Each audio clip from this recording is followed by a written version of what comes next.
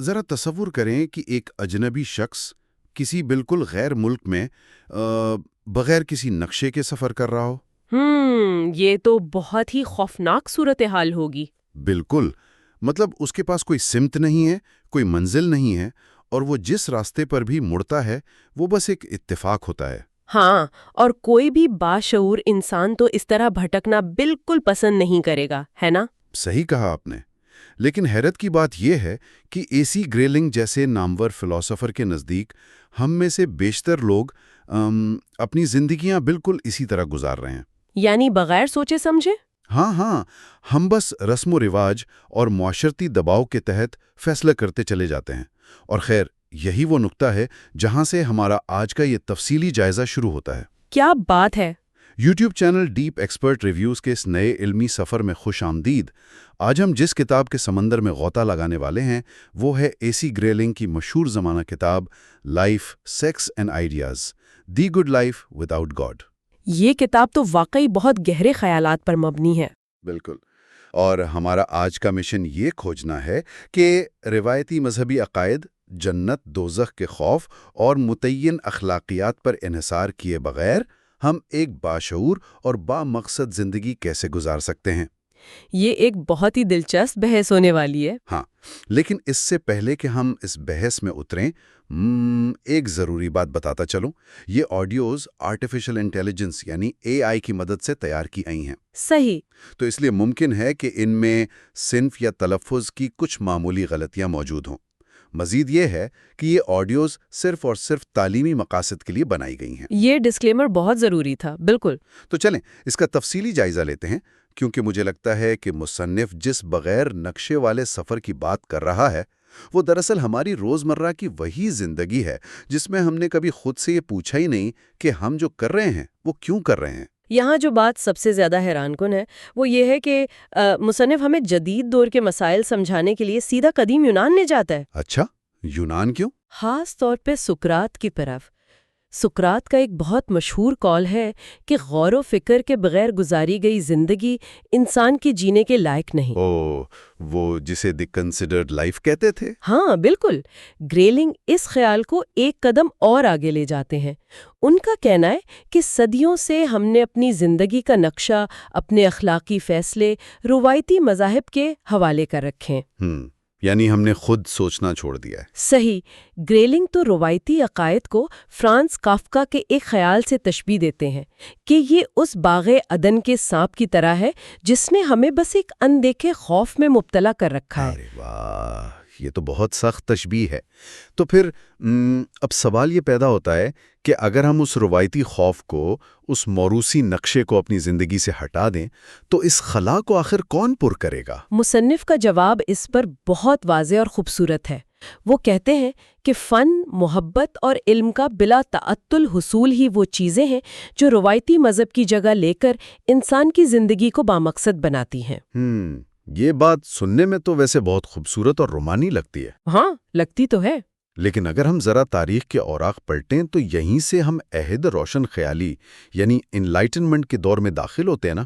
بالکل، 18ویں صدی کا وہ دور۔ ہاں، تو اس دور میں بھی تو یہی خواب بیچا گیا تھا نا کہ اگر ہم انسانوں کو مذہب اور بادشاہت کے خوف سے نکال کر سائنس اور تعلیم دے دیں تو انسان مکمل طور پر مہذب ہو جائے گا۔ سوچا تو یہی گیا تھا۔ مطلب سوچا یہ گیا تھا کہ علم کی روشنی پھیلے گی تو جنگیں ختم ہو جائیں گی، نسل پرستی مٹ جائے گی اور ناانصافی ختم ہو جائے گی۔ لیکن آج کی دنیا دیکھیں تو ایسا کچھ بھی نہیں ہوا۔ جنگیں بھی ہو رہی ہیں، ظلم بھی ہے۔ تو کیا وہ روشن خیالی کا خواب ایک فریب تھا؟ یہ ایک بہت جائز اور گہرا سوال ہے۔ گریلنگ اس کا حقیقت پسندانہ جائزہ لیتے ہوئے مانتے ہیں کہ روشن خیالی کا وہ پروجیکٹ 100% کامیاب نہیں ہوا۔ ہاں، کیونکہ انسان تو فرشتہ نہیں بنا۔ بالکل، اور شاید کبھی انسانی روح کو مکمل طور پر فرشتہ صفت نہ بنایا جا سکے۔ انسان کے اندر تاریکی موجود ہے، لیکن وہ یہ بھی کہتے ہیں کہ اس ناکامی کا مطلب یہ ہرگز نہیں کہ ہم مایوس ہو کر واپس جہالت کی طرف لوٹ جائیں۔ صحیح، یعنی امید نہیں ہارنی۔ ہاں، ایک بہتر دنیا کے لیے مسلسل جدوجہد کرنا، تاریخ کے اس گندے اور خون آلود پانی میں سے امید کو سر اٹھا کر گزارنا، دراصل یہی وہ کشمکش ہے جو انسانی زندگی کو بامقصد بناتی ہے۔ کیا بات ہے! اور اس بامقصد زندگی کی تلاش میں انسان کو سب سے پہلے اپنی ذات کے اندر موجود دو بہت طاقتور قوتوں کو سمجھنا اور ان میں توازن پیدا کرنا ہوگا۔ عقل اور جذبات ہیں نا؟ بالکل صحیح پکڑا آپ نے، ہماری عقل اور ہمارے جذبات۔ عقل اور جذبات کی جنگ تو خیر ہمیشہ سے انسان کا سب سے بڑا مسئلہ رہی ہے، اور اگر میں غلط نہیں ہوں تو فلسفے میں عموماً جذبات کو ایک ولن کے طور پر ہی پیش کیا گیا ہے نا؟ ہاں، زیادہ تر ایسا ہی ہوتا آیا ہے۔ مطلب ہم بچپن سے ہی یہ سنتے آئے ہیں کہ غصے یا محبت یا کسی بھی شدید جذبے میں کیے گئے فیصلے عموماً غلط ہوتے ہیں۔ مجھے یہاں افلاطون کی وہ مشہور تشبیہ یاد آ رہی ہے۔ رتھ بان والی تشبیہ؟ بالکل، جہاں اس نے انسانی ذہن کو ایک رتھ چلانے والے سے ملایا ہے۔ اس رتھ کو دو طاقتور گھوڑے کھینچ رہے ہیں جو ہمارے جذبات ہیں۔ اور ایک گھوڑا آسمان کی طرف اڑنا چاہتا ہے اور دوسرا بے قابو ہو کر زمین کی طرف بھاگتا ہے۔ بالکل ایسے ہی۔ اور عقل وہ رتھبان ہے جو لگام کھینچ کر ان جذبات کو قابو میں رکھنے کی کوشش کر رہی ہے۔ تو کیا گریلنگ بھی یہی کہہ رہے ہیں کہ ہمیں عقل کے ذریعے جذبات کا گلا گھونٹ دینا چاہیے؟ نہیں، گریلنگ بالکل ایسا نہیں کہہ رہے۔ کیونکہ روایتی سٹوئسزم کا بھی تو یہی فلسفہ تھا کہ جذبات کو مکمل طور پر دبا دو تاکہ انسان کو کوئی دکھ یا خوشی متزلزل نہ کر سکے۔ ہاں، لیکن گریلنگ سٹوئسزم کے اس سخت گیر رویے کی مکمل مخالفت کرتے ہیں۔ ان کا ماننا ہے کہ جذبات کو دبانا انسان کو ایک مشین بنا دینے کے مترادف ہے۔ اچھا، تو پھر وہ کیا تجویز کرتے ہیں؟ بات یہ ہے کہ آج کی جدید سائنس، خاص طور پر کوگنیٹو سائیکالوجی، مصنف کے اس فلسفے کی بھرپور تائید کرتی ہے۔ ایک طویل عرصے تک سائنسدان بھی یہی سمجھتے تھے کہ بہترین فیصلہ وہ ہے جس میں جذبات کا کوئی عمل دخل نہ ہو۔ خالص منطق جسے ہم کہتے ہیں۔ بالکل، لیکن جب ماہرین نفسیات نے ایسے مریضوں کا مطالعہ کیا جن کے دماغ کا وہ حصہ خراب ہو چکا تھا جو جذبات پیدا کرتا ہے، تو نتائج واقعی حیران کن تھے۔ ارے کیا ہوا ان مریضوں کے ساتھ؟ یہ لوگ جن کی منطق اور عقل بالکل ٹھیک کام کر رہی تھی، اپنی روزمرہ زندگی کے انتہائی معمولی فیصلے کرنے سے بھی قاصر تھے۔ مطلب چھوٹے موٹے کام بھی نہیں کر پاتے تھے؟ جی ہاں، وہ گھنٹوں یہ فیصلہ نہیں کر پاتے تھے کہ انہیں نیلے رنگ کا قلم استعمال کرنا چاہیے یا کالے رنگ کا، کیونکہ منطقی طور پر دونوں برابر تھے۔ یہاں بات واقعی بہت دلچسپ ہو جاتی ہے۔ اس کا مطلب یہ ہوا کہ جو لوگ کہتے ہیں کہ میں صرف اور صرف منطق پر یقین رکھتا ہوں، وہ دراصل انسانی فطرت کی خلاف جا رہے ہیں۔ 100% ایسا ہی ہے۔ کتاب میں کہیں ایک جگہ سٹار ٹریک کے مشہور کردار مسٹر اسپاک کا بھی تو ذکر ہے نا، جو دعویٰ کرتا ہے کہ اس میں کوئی جذبات نہیں ہے۔ بالکل، مسٹر اسپاک خالص منطقی کردار ہے، اور سائنسدانوں کا کہنا ہے کہ اگر مسٹر اسپاک حقیقت میں وجود رکھتا تو وہ کبھی کوئی مؤثر لیڈر یا فیصلہ ساز نہ بن سکتا۔ کیوں؟ اس کے پاس تو لاجواب عقل تھی۔ کیونکہ جب ہمارے پاس مختلف راستے موجود ہوں تو یہ ہمارے جذبات ہی ہوتے ہیں جو ہمیں بتاتے ہیں کہ کون سا راستہ ہمارے لیے یا ہمارے پیاروں کے لیے زیادہ اہمیت رکھتا ہے۔ منطق اکیلے ترجیح طے نہیں کر سکتی۔ بالکل، ارجنٹائن کے مشہور شاعر اینٹونیو پورشیا کا ایک بہت خوبصورت قول اس کتاب میں نقل کیا گیا ہے جو اس ساری بحث کا نچوڑ ہے۔ کیا قول ہے وہ؟ بتائیے۔ وہ کہتے ہیں کہ بھرے ہوئے دل میں ہر چیز کی گنجائش ہوتی ہے، جبکہ خالی دل میں کسی چیز کی گنجائش نہیں ہوتی۔ کیا گہری بات ہے۔ اسے حرارت اور سخاوت بخشتے ہیں۔ تو مطلب ہمدردی کے بغیر عقل ایک انتہائی ظالم ہتھیار بن سکتی ہے۔ دونوں کو ایک دوسرے کی اشد ضرورت ہے۔ جی بالکل، توازن ہی اصل کنجی ہے۔ یہ تو ہم نے سمجھ لیا کہ ایک فرد کے اندر اخلاقیات اور فیصلوں کے لیے عقل اور جذبات دونوں کا متوازن ہونا کتنا ضروری ہے۔ لیکن جب ہم اس بحث کو فرد سے نکال کر پورے معاشرے پر لاگو کرتے ہیں تو معاملہ کافی پیچیدہ ہو جاتا ہے۔ ہاں، وہ ایک الگ ہی سطح کی بحث ہے۔ مطلب اگر ہم روایتی اخلاقیات کو پیچھے چھوڑ رہے ہیں، جہاں یہ بتایا جاتا تھا کہ فلاں کام کرو گے تو جنت ملے گی اور فلاں کرو گے تو دوزخ، تو پھر ایک جدید معاشرے میں لوگوں کو اچھے برے کی تمیز کیسے سکھائی جائے؟ یہ آج کے دور کا سب سے بڑا سوال ہے۔ ہم اکثر دیکھتے ہیں کہ معاشرے میں جب کوئی نیا یا پیچیدہ مسئلہ آتا ہے تو لوگ بھوکھلا جاتے ہیں اور ایک عجیب سا اخلاقی خوف پھیل جاتا ہے جسے انگریزی میں مورل پینک کہتے ہیں، ہے نا؟ بالکل، اور کتاب میں اس کی ایک بہت دل دہلا دینے والی مثال بھی دی گئی ہے۔ ہاں ہاں، مجھے یاد آ رہا ہے، وہ ایک خاتون کا واقعہ جس میں وہ جڑوا بچوں کی حاملہ تھی۔ جی بالکل، وہ معاشی طور پر اتنی مجبور تھی کہ اس نے ایک بچے کو ضائع کروانے کا فیصلہ کیا تاکہ وہ کم از کم دوسرے کو تو پال سکے۔ اف، یہ تو بہت ہی مشکل فیصلہ ہوگا۔ اور جب یہ خبر سامنے آئی تو پورا معاشرہ بری طرح منقسم ہو گیا۔ کچھ لوگ صحت مند جنین کے ضائع ہونے پر رو رہے تھے، کچھ کو اس عورت کی بے بسی پر ہمدردی تھی۔ اور میرے خیال میں کچھ لوگ شدید غصے میں بھی تھے، خاص کر ان نام نہاد پرو لائف تنظیموں پر۔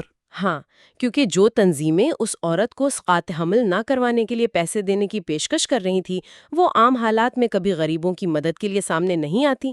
بالکل، اس طرح کے پیچیدہ مسائل پر روایتی مذہب خاموش یا یک طرفہ نظر آتا ہے۔ اور یہی وہ مقام ہے جہاں گریلنگ روایتی اخلاقی یقینیت پر سب سے کڑی تنقید کرتے ہیں۔ تو وہ اس مورل پینک کو کیسے دیکھتے ہیں؟ ان کے نزدیک یہ جو آج کل معاشرے میں ایک اخلاقی زوال کا رونا رویا جاتا ہے اور یہ سمجھا جاتا ہے کہ ماضی میں شاید کوئی بہت مثالی دور تھا جو اب ختم ہو گیا ہے، یہ سراسر ایک تاریخی مغالطہ ہے۔ تو گریلنگ کا ماننا کیا ہے؟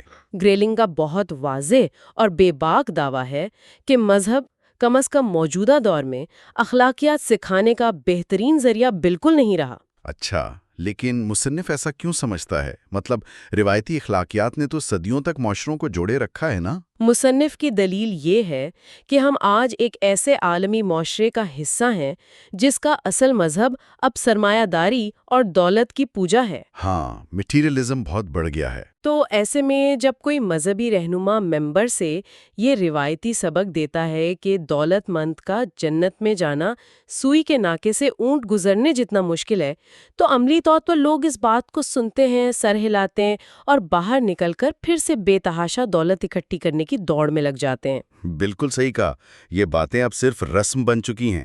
اور اس کا دوسرا اور زیادہ خطرناک پہلو وہ ہے جہاں مذہبی انتہا پسندی سر اٹھاتی ہے۔ او ہاں، وہ تو اور بھی تباہ کن ہے۔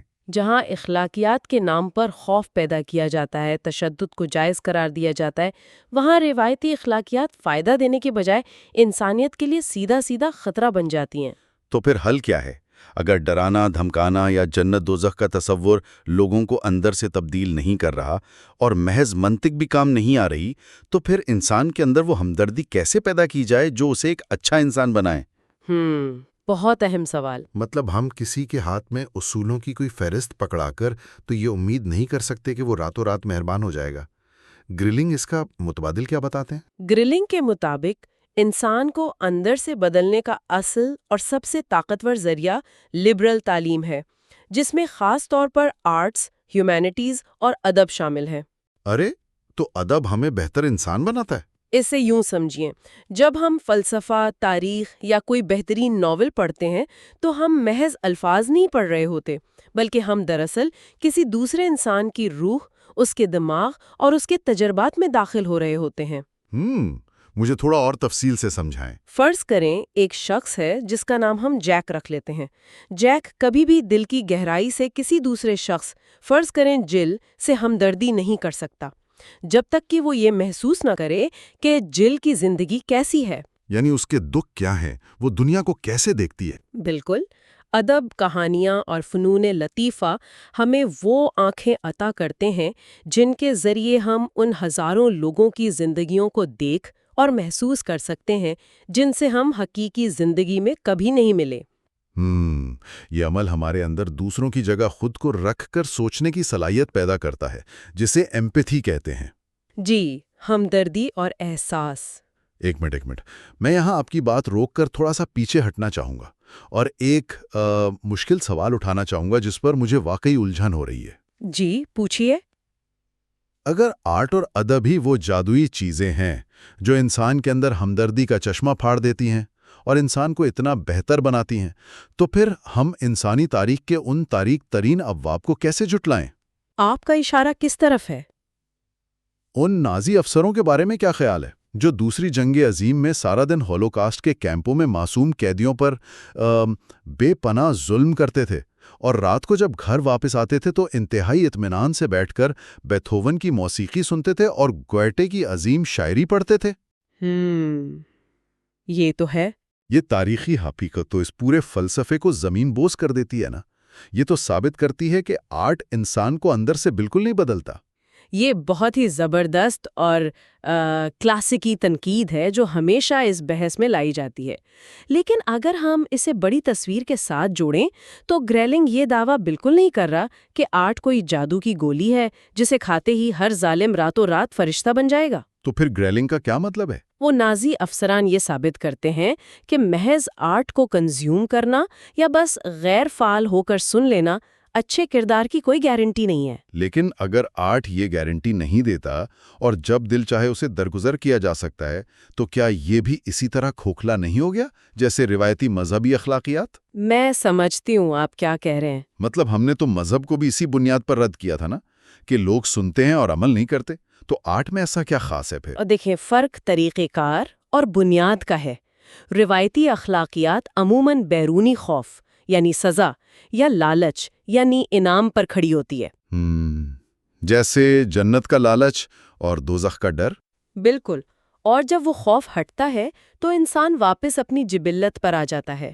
اس کے برعکس ادب اور ہیومینٹیز کی تعلیم کسی بیرونی طاقت کا ڈر نہیں بٹھاتی، بلکہ وہ آپ کے اندر تخیلاتی ہمدردی کو وسعت دیتی ہے۔ امیجینیٹو ایمپیتھی؟ جی، گریلنگ یہاں بحث ایک عمومی رجحان یعنی جنرل ٹینڈنسی کی کر رہے ہیں۔ ایک انسان جو دنیا کو صرف اپنے مفاد اور ڈر کے عینک سے دیکھتا ہے، اس کے مقابلے میں وہ انسان جس نے ادب کے ذریعے مختلف تہذیبوں کا درد محسوس کیا ہے، اس بات کا امکان کہیں زیادہ ہے کہ وہ کشمکش کے وقت ایک بہتر، زیادہ ہمدردانہ فیصلہ کرے۔ صحیح، مطلب یہ کوئی حتمی سائنٹیفک فارمولہ نہیں ہے بلکہ انسانیت کو بہتر بنانے کا ایک مستقل سفر ہے۔ بالکل صحیح سمجھا آپ نے۔ چلیں ہم یہ مان لیتے ہیں کہ آرٹ اور ادب ہمدردی پیدا کرنے کا ایک بہتر اور زیادہ پائیدار ذریعہ ہیں بنسبت ڈر اور خوف کے۔ لیکن اگر ایسا ہے تو پھر ایک اور سوال پیدا ہوتا ہے۔ جی، وہ کیا؟ انسانی تاریخ بتاتی ہے کہ ہم اتنی آسانی سے پرانی داستانوں، مذہبی تشریحات اور توہم پرستی کا شکار کیوں ہو جاتے ہیں؟ مطلب اگر ہمارے لیے حقائق اتنے ہی اہم ہیں تو ہم علامات یعنی سمبلز کو اپنی جان سے زیادہ عزیز کیوں بنا لیتے ہیں؟ یہ واقعی بہت پراسرار چیز ہے۔ کتاب میں اس کی بہت شاندار اور خوفناک مثالیں دی گئی ہیں ویسے، جیسے شمالی آئرلینڈ کا تنازع۔ ہاں، وہ مثال تو بہت زبردست ہے۔ جہاں لوگوں نے محض کچھ رنگوں اور پھولوں کو بنیاد بنا کر ایک دوسرے کا خون بہایا۔ کیتھولک قوم پرستوں کے لیے خرا رنگ اور ایسٹر للی کا پھول مقدس علامات بن گئی، اور دوسری طرف پروٹیسٹنٹ طبقے کے لیے نارنگی رنگ اور باؤلر ہیٹ ان کی پہچان بن گئی۔ بالکل۔ بات یہاں تک بگڑ گئی کہ جب امن قائم کرنے کے بعد کسی نے شمالی آئرلینڈ کی اسمبلی کے لان میں للی کے پھول لگا دیے جو کہ ایک عام سا پودا ہے، تو دوسرے گروہ نے اسے اپنی توہین سمجھا اور ہنگامہ کھڑا ہو گیا۔ علامات حقیقت سے بڑی ہو گئیں۔ یہی تو، علامات خود حقیقت سے زیادہ بڑی اور خطرناک بن گئی ہیں۔ ذرا امن کی سفید فاختہ کے بارے میں سوچیں۔ یہ ایک ایسی علامت ہے جسے ہم سب نے بھلا دیا ہے، لیکن باقی ہر جنگی علامت کو ہم نے گلے لگایا ہوا ہے۔ ایسا کیوں ہے؟ یہ ایک بہت گہرا نفسیاتی مسئلہ ہے۔ انسان علامات سے اتنی جذباتی وابستگی کیوں رکھتا ہے، اور ہم اتی فطری یعنی سپر نیچرل خیالات کی طرف کیوں کھنچے چلے جاتے ہیں؟ ہاں، ایسا کیا ہے ہمارے اندر؟ اسے سمجھنے کے لیے گریلنگ نے کتاب میں ایک بہت شاندار ماہر بشریات پاسکل بوئر کی تحقیق کا حوالہ دیا ہے۔ پاسکل بوئر، صحیح۔ انہوں نے کیا کیا؟ پاسکل بوئر نے کیمرون کے فانگ قبائل کے ساتھ وقت گزارا اور ساتھ ہی جدید نیورو سائنس اور ارتقائی نفسیات کا گہرا مطالعہ کیا۔ اس کا نظریہ بہت چونکا دینے والا ہے۔ اچھا، کیا نظریہ ہے؟ وہ کہتا ہے کہ مذہب، بھوت پریت یا فوق الفطرت عقائد آسمان سے نازل نہیں ہوتے، بلکہ یہ ہمارے انسانی دماغ کی اندرونی ارتقائی ساخت یعنی ہارڈ ویئر کا ایک قدرتی بائی پروڈکٹ ہے۔ ایک منٹ، میں سمجھا نہیں۔ دماغ کا ہارڈ ویئر بھوت یا روحیں کیسے بناتا ہے؟ اسے ذرا ارتقائی نفسیات کے زاویے سے دیکھیں۔ ہزاروں سال پہلے جب انسان جنگلوں میں رہتا تھا تو اس کی بقا کا انحصار خطرے کو بھانپنے پر تھا نا۔ ہاں، شکاریوں سے بچنا ہوتا تھا۔ فرض کریں ایک انسان رات کو جا رہا ہے اور جھاڑیوں کے ہلنے کی آواز آتی ہے۔ اگر اس کا دماغ یہ سوچے کہ یہ محض ہوا کا جھونکا ہے اور وہ آگے بڑھ جائے، لیکن حقیقت میں وہاں شیر چھپا ہو تو وہ مارا جائے گا۔ بالکل، اس کی جان چلی جائے گی۔ اس کے برعکس جس انسان کے دماغ نے جھاڑیوں کی آواز کو فوراً کسی غیر مرئی وجود کے ساتھ جوڑ دیا اور وہ ڈر کر بھاگ گیا، اس کی جان بچ گئی۔ تو ہم ڈرنے والے لوگوں کی اولاد ہیں۔ بالکل، ہمارے دماغ ان لوگوں کے دماغ ہیں جو ہمیشہ کسی ارادے، کسی وجود کو تلاش کرنے کے عادی تھے، جسے ایجنسی ڈیٹیکشن کہتے ہیں۔ یہ تو بہت منطقی لگ رہا ہے۔ پاسکل بوئر بتاتے ہیں کہ ہمارا دماغ معلومات کو مختلف کیٹیگریز میں بانٹتا ہے، جیسے انسان، جانور، پودے اور بے جان اشیاء۔ تو فوق الفطری خیالات تب پیدا ہوتے ہیں جب ہمارا دماغ لاشعوری طور پر ایک کیٹیگری کی خصوصیت دوسری میں ملا دیتا ہے۔ تو آپ یہ کہہ رہی ہیں کہ دماغ انسان کی کیٹیگری لیتا ہے اور اس میں ہوا یا کسی بے جان چیز کی خصوصیت ملا دیتا ہے۔ 100% درست۔ دماغ بآسانی یہ تصور کر لیتا ہے کہ ایک وجود ہے جو عام انسانوں کی طرح سوچ، دیکھ اور سن تو سکتا ہے، لیکن وہ دیواروں سے نہیں ٹکراتا بلکہ ان کے پار گزر جاتا ہے، جیسے کہ ہوا۔ کیا بات ہے! مطلب ارتقائی میکینزم کا کمال۔ ہاں، ہمارے دماغ کے اندر موجود یہ چھوٹے چھوٹے پرانے ارتقائی میکانزم ایسے خیالات کو جنم دیتے ہیں جنہیں بعد میں ہماری تہذیب اور کلچر ایک باقاعدہ توہم پرستی یا عقیدے کی شکل دے دیتے ہیں۔ تو اس سب کا کیا مطلب ہے؟ مطلب یہ کہ توہم پرستی ہماری کوئی اخلاقی کمزوری نہیں ہے، بلکہ ہمارے دماغ کی ایک ارتقائی خرابی یا باب ہے بس۔ بالکل اسی طرح سمجھ لیں۔ اور اسی بات کو ثابت کرنے کے لیے کتاب میں ٹیرو کارڈز کی تاریخ کا جو ذکر ہے وہ تو لاجواب ہے۔ میں تو پڑھ کر حیران ہی رہ گیا۔ ہاں، ٹیرو کارڈز کی کہانی بہت چشمکشا ہے۔ آج کل آپ دیکھتے ہوں گے کہ انٹرنیٹ پر یا گلی کوچوں میں لوگ ان عجیب و غریب پتوں کے ذریعے مستقبل کا حال بتا رہے ہوتے ہیں۔ عام تاثر یہی ہے کہ یہ تاش کے پتے شاید قدیم مصر کے دور سے جادو ٹونے کے لیے استعمال ہو رہے ہیں۔ ہاں، اکثر لوگ یہی سمجھتے ہیں۔ لیکن حقیقت اس سے بالکل الٹ ہے نا۔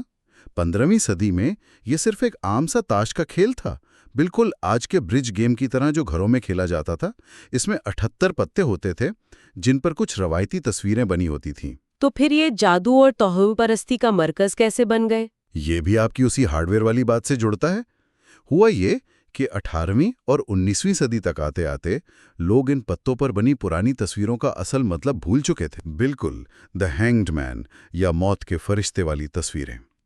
پھر 19ویں صدی کے وسط میں ایک شخص آیا جس کا نام ایلیفاس لیوی تھا، جسے آپ آج کی زبان میں ایک مارکیٹنگ کا ماہر کہہ سکتے ہیں۔ اچھا، اس نے کیا کیا؟ اس نے ان پتوں کو کیمیا اور نام نہاد قدیم جادو کے ساتھ جوڑنا شروع کر دیا۔ مصنف کہتا ہے کہ جب انسان کے سامنے کوئی ایسی پراسرار چیز رکھی جائے جس کا مطلب اسے معلوم نہ ہو تو وہ فوراً اس میں اپنی تخیل کی آمیزش کر دیتا ہے۔ خالی جگہوں کو اپنے ذہن سے بھر دیتا ہے۔ بالکل۔ بعد میں ایک اور شخص پاپس نے ان پتوں کو باقاعدہ ایک من گھڑت نظام کی شکل دے دی اور عوام کو بے وقوف بنانا شروع کر دیا۔ اور بدقسمتی دیکھیں کہ آج تک لوگ ان پتوں پر یقین کیے بیٹھے ہیں۔ یہ تو بالکل نفسیات کے مشہور روشاک ٹیسٹ کی طرح ہے نا؟ ارے ہاں، وہ سیاہی کے دھبوں والا ٹیسٹ۔ جی، جس میں ڈاکٹر آپ کے سامنے سیاہی کے کچھ بے معنی سے دھبے رکھ دیتا ہے اور آپ ان تصویروں میں وہ دیکھنا شروع کر دیتے ہیں جو دراصل آپ کے اپنے لاشعور میں چھپا ہوتا ہے۔ کیا زبردست تشبیہ دی ہے آپ نے۔ ہم انسان غیر یقینی مستقبل سے اتنا خوفزدہ رہتے ہیں، ہم اتنے عدم تحفظ کا شکار ہیں کہ جب ٹیرو کارڈ ریڈر ہمارے سامنے ایک بے معنی پتہ رکھتا ہے تو ہم خود ہی اس پتے میں اپنی خواہشات، اپنے ڈر اور امیدیں تلاش کر لیتے ہیں۔ یعنی وہ پتے کچھ نہیں بتا رہے ہوتے، ہم خود بول رہے ہوتے ہیں۔ آپ نے اس کا بالکل درست تجزیہ کیا ہے۔ جب انسان بے بسی محسوس کرتا ہے تو انسانی دماغ کا یہ ایک فطری رجحان ہے کہ وہ بکھری ہوئی بے معنی معلومات میں سے پیٹرنز تلاش کرنے کی بے تاب کوشش کرتا ہے۔ وہ تاریکی میں معنی ڈھونڈتا ہے۔ اور اسی کمزوری کا فائدہ صدیوں سے یہ توہم پرستی پھیلانے والے اٹھاتے آئے ہیں۔ بالکل ایسا ہی ہے۔ اچھا، اب تک ہم نے مذہب، اخلاقیات اور توہم پرستی کے ان تمام پہلوؤں کا پوسٹ مارٹم کیا جو شاید انسان کے لیے الجھن کا باعث بنے۔ تو کیا گریلنگ کا یہ ماننا ہے کہ روایتی مذاہب کا سارا نظام مکمل طور پر بے معنی ہے؟ ایسا لگ تو رہا ہوگا آپ کو۔ ہاں، مطلب کیا ہمیں انہیں اٹھا کر سیدھا کوڑے دان میں پھینک دینا چاہیے؟ حیران انگیز طور پر مصنف ایسا نہیں کہتا۔ کتاب کا ایک حصہ بتاتا ہے کہ بہت سی مذہبی روایات دراصل گہری انسانی اور حیاتیاتی ضرورتوں پر مبنی ہیں۔ ہاں، جیسے روزے اور پرہیز کی روایت لے لیں۔ بالکل، دنیا کا شاید ہی کوئی مذہب ہو جس میں فاقہ کشی یا خود پر پابندی لگانا شامل نہ ہو، چاہے وہ عیسائیت کا لینٹ ہو، اسلام کا رمضان ہو یا ہندوازم کی روایات۔ مصنف نے خاص طور پر یورپ کی تاریخ اور عیسائیت کے تہوار لینٹ کا جو ارتقائی اور سائنسی پس منظر بیان کیا ہے وہ انتہائی حیران کن ہے۔ یورپ کے سخت سرد موسم والی بات؟ جی، قدرتی طور پر یورپ کے سخت سرد موسم میں ہوتا یہ تھا کہ لوگ اپنے گھروں میں بند رہتے تھے، نقل و حرکت کم ہو جاتی تھی اور زندہ رہنے کے لیے وہ بہت زیادہ گوشت اور بھاری محفوظ کی گئی غذائیں کھاتے تھے۔ تو پھر بہار میں کیا ہوتا تھا؟ جب مارچ اور اپریل میں بہار کا موسم آتا تھا تو ایک طرف ان کے پاس خوراک کا پچھلا ذخیرہ ختم ہونے لگتا تھا اور دوسری طرف ان کا جسم زہریلے مادوں یعنی ٹاکسنز سے بھر چکا ہوتا تھا۔ اوہ، تو انہیں صفائی کی ضرورت ہوتی تھی۔ بالکل، یہ وہ وقت ہوتا تھا جب انسانی جسم کو صفائی اور اعتدال کی اشد اور حیاتیاتی ضرورت ہوتی تھی۔ فطرت خود انسان پر یہ پابندی عائد کر رہی ہوتی تھی۔ پھر تو اس کا فائدہ بھی نظر آتا ہوگا۔ ہاں، وقت گزرنے کے ساتھ لوگوں اور حکماء نے مشاہدہ کیا کہ جو لوگ بہار میں خوراک کم کر دیتے ہیں، گوشت سے پرہیز کرتے ہیں، وہ زیادہ صحت مند اور چست رہتے ہیں، اور یوں انسانی بقا کا یہ قدرتی ہیک ایک باقاعدہ مذہبی مشق میں تبدیل ہو گیا۔ مجھے اس باب میں مشرقی یورپ کے سپا ریزورٹس کا جو تذکرہ ملا نا، اس نے مجھے بہت محظوظ کیا۔ ہاں، وہ بہت دلچسپ حصہ ہے۔ مطلب کتاب بتاتی ہے کہ ایک طرف تو غریبوں کو مذہب نے روزے اور پرہیز کا تصور دیا، لیکن عمرہ اور اشرافیہ نے اپنے جسموں کو زہریلے مادوں سے پاک کرنے کے لیے ایک نیا طریقہ ڈھونڈ لیا، سپا کلینکس۔ امیروں کا اپنا طریقہ۔ کارلز بیڈ اور گرینڈ ہوٹل جیسی پرتعیش جگہ بن گئیں، جہاں یورپ بھر کے امیر لوگ، جن میں موسیقار بیتھوون اور گوئٹے تک شامل تھے، وہ معدنی پانی پینے اور اندر کی غلاظت صاف کرنے جایا کرتے تھے۔ کیا بات ہے! یہ کہانیاں کتنی دلچسپ ہیں کہ دوستوفسکی اپنے جوئے کی لت کا علاج کرنے اور ترگینیو اپنے ناولوں کے پلاٹ سوچنے کے لیے انہی جرمن سپاس کے چکر کاٹتے تھے۔ یہ دراصل ان امیروں کا روزہ تھا۔ اور اس ساری بحث میں ایک بہت گہرا اخلاقی سبق بھی چھپا ہوا ہے۔ جیسا کہ بہت سے مذاہب میں روزے کی ایک بنیادی وجہ یہ بتائی جاتی ہے کہ انسان کو غریبوں، ناداروں اور بھوکوں کی تکلیف کا عملی احساس ہو۔ بالکل۔ اور گریلنگ تسلیم کرتے ہیں کہ یہ ایک انتہائی شاندار عملی دانش یعنی پریکٹیکل وزڈم ہے۔ جب انسان خود پر جان بوجھ کر پابندی لگاتا ہے، اپنی مرضی سے بھوک برداشت کرتا ہے، تو اس کا جسم اور دماغ ایک نیا نظم و ضبط سیکھتے ہیں۔ وہ کچھ دیر کے لیے غریب کی جگہ آ جاتا ہے۔ جی، اور یہ عمل انسان کے اندر سے تکبر ختم کرتا ہے اور دوسروں کے لیے گہری ہمدردی پیدا کرتا ہے۔ تو اس سب کا کیا مطلب ہے؟ ہم اپنی اس طویل بحث کے اختتام کی طرف بڑھتے ہیں۔ آج ہم نے سیکھا کہ ایک بامقصد اور غور و فکر والی زندگی گزارنے کے لیے ہمیں روایتی تہمات کی ضرورت نہیں۔ بالکل نہیں۔ ہم مذہب کو ایک عملی ٹول یا ہیک کے طور پر استعمال کر سکتے ہیں۔ ہم فوق الفطرت عقائد کو ہٹا کر اس کے اندر چھپے ہوئے نفسیاتی اور معاشرتی فوائد کو اپنا سکتے ہیں۔ روزے رکھنا، کچھ عرصے کے لیے خود کو ڈیجیٹل ڈیوائسز سے دور رکھنا، مطالعہ کرنا، یہ سب موجودہ زندگی کو بہتر بنانے کے طریقے ہیں۔ بالکل۔ آج کے سفر کا سب سے بڑا عملی سبق یہ ہے کہ ہمیں رک کر خود پر غور کرنا چاہیے۔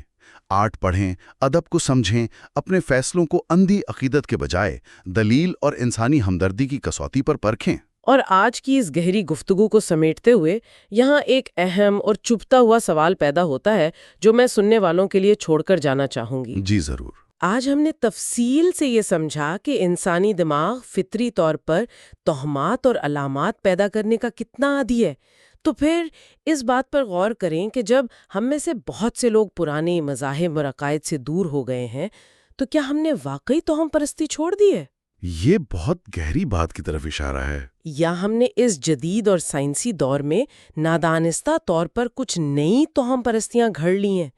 کیا آج ہمارے ہاتھ میں موجود اسمارٹ فونز، ہمارے سیاسی نظریات یا سوشل میڈیا پر ملنے والی پہچان ہماری آج کے دور کی نئی مقدس علامات تو نہیں بن گئیں جن کی ہم اندھی پوجا کر رہے ہیں؟ واقعی کیا ہم آج بھی اسی طرح کسی نئے خوف کے زیر اثر فیصلے نہیں کر رہے ہیں؟ یہ ایک ایسا سوال ہے جس پر ہم سب کو تنہائی میں بیٹھ کر خود سے پوچھنا چاہیے۔ کیا کمال اور سوچنے پر مجبور کر دینے والا سوال ہے، اور اسی گہری سوچ کے ساتھ ہم آج کے اس تفصیلی جائزے اور گفتگو کو یہیں پر روکتے ہیں۔ اے.سی. گریلنگ کی اس شاندار کتاب کے مزید پہلوؤں اور خیالات کو ہم اس علمی سفر کے اگلے حصے یعنی نیکسٹ پارٹ میں ضرور جاری رکھیں گے۔ ہمارے ساتھ جڑے رہنے کا بہت شکریہ۔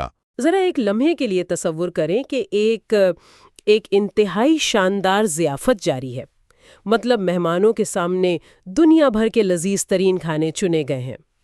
بالکل، وہ کھاتے ہیں یہاں تک کہ ان کے معدے مزید کچھ بھی قبول کرنے سے انکار کر دیتے ہیں، اور پھر بجائے اس کے کہ وہ کھانا روک دیں، وہ باقاعدہ ایک مخصوص جگہ پر جاتے ہیں جسے وومیٹوریم کہا جاتا ہے۔ ہاں، وہ قدیم روم کی تاریخ کا ایک بہت ہی عجیب حصہ ہے۔ بالکل، وہاں جا کے وہ قے کرتے ہیں تاکہ ان کے پیٹ میں مزید کھانے کی گنجائش پیدا ہو سکے اور وہ دوبارہ جا کر کھا سکیں۔ مطلب سننے والوں کے لیے یہ کسی خوفناک فلم کا منظر لگ سکتا ہے، لیکن قدیم روم کے عمرہ کی زندگی میں ایسے رویے کی مثالیں باقاعدہ ملتی ہیں۔ ایسا ہی ہے، اور یہی وہ تضاد ہے جو ہمیں سوچنے پر مجبور کرتا ہے۔ بالکل۔ تو پچھلے لیکچر کی بحث کے تسلسل کو آگے بڑھاتے ہوئے آج ہم اس جاری سیریز کے ایک اور انتہائی دلچسپ حصے کا تفصیلی جائزہ لیں گے۔ پچھلی نشست میں ہم نے جو بنیاد رکھی تھی، آج اسی کتاب کے ایک نئے باب کی روشنی میں ہم یہ سمجھنے کی کوشش کریں گے کہ انسان فطری طور پر آخر چاہتا کیا ہے، اور اس کے ساتھ ساتھ یہ بھی کہ معاشرہ اور مذہب ان خواہشات کو کس طرح قابو کرتے ہیں، اور اس سب کے پیچھے ہماری وہ جو گہری حیاتیاتی حقیقت ہے وہ کیا ہے۔ بالکل۔ تو یہ جو رومن ضیافتوں کی میں نے مثال دی تھی ابھی، یہیں سے دراصل بات شروع ہوتی ہے، لیکن مصنف نے کتاب میں حد سے تجاوز کرنے کی کچھ ایسی مثالیں بھی دی ہیں جو واقعی انسان کو حیران کر دیتی ہیں۔ ہاں، وہ برونائی کے شہزادہ جیفری والی مثال، رائٹ؟ بالکل۔ ذرا سوچیں، ایک انسان اپنے پیچھے 3 ارب ڈالر کا قرضہ چھوڑ کر دیوالیہ ہوتا ہے، اور جب اس کے اثاثوں کی نیلامی ہوتی ہے تو کیا نکلتا ہے؟ سونے کے باتھ روم کے سامان، خالص ماربل کے جکوزی۔ یہ لذت کی کون سی قسم ہے؟ دیکھیں، یہی وہ مقام آتا ہے جہاں مصنف قدیم مفکرین کا حوالہ دیتے ہوئے 2 انتہائی اہم تصورات کے درمیان لکیر کھینچتا ہے۔ یہ 2 تصورات ہیں لکسس اور لکسوریا۔ لکسس اور لکسوریا، ٹھیک ہے؟ جی۔ دیکھنے میں شاید دونوں ایک جیسے لگیں کہ دونوں کا تعلق دولت یا مزے سے ہے، لیکن ان کے اندرونی محرکات بالکل مختلف ہیں۔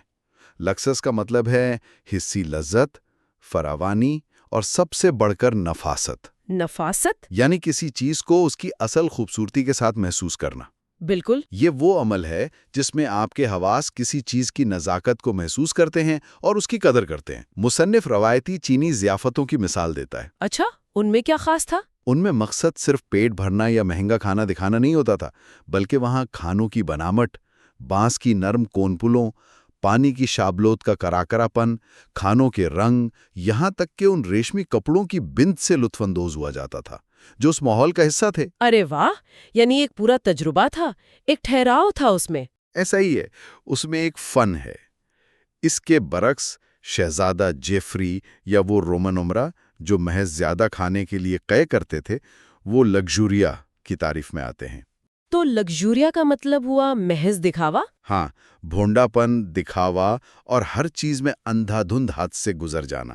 اور مصنف یہاں ایک بہت ہی کمال کا نقطہ اٹھاتا ہے کہ لگژوریا نہ صرف آپ کے جسم کو بیمار کرتا ہے، بلکہ یہ آپ کی دماغی اور فکری صلاحیتوں کو بھی کند کر دیتا ہے۔ مطلب یہ نفاست نہیں ہے، بلکہ یہ دراصل نفاست کا قتل ہے ایک طرح سے۔ بالکل درست کہا آپ نے۔ تو اگر میں اسے روزمرہ کی زندگی سے جوڑنے کی کوشش کروں تو کیا اس کا مطلب یہ ہے کہ لکسس ایک بہترین اور خوشبودار چائے کا پیالہ سکون سے پینے کا نام ہے، جبکہ لگژوریا محض محض دوسروں پر رعب جھاڑنے کے لیے خالص سونے کا چائےدان خریدنے کا نام ہے۔ ہاں، چاہے اس میں بنی ہوئی چائے کا ذائقہ کتنا ہی کڑوا کیوں نہ ہو، آپ کی یہ چائے والی تشبیہ اس تصور کے کافی قریب ہے۔ شکریہ۔ لیکن اس میں ایک اور تہ بھی شامل ہے۔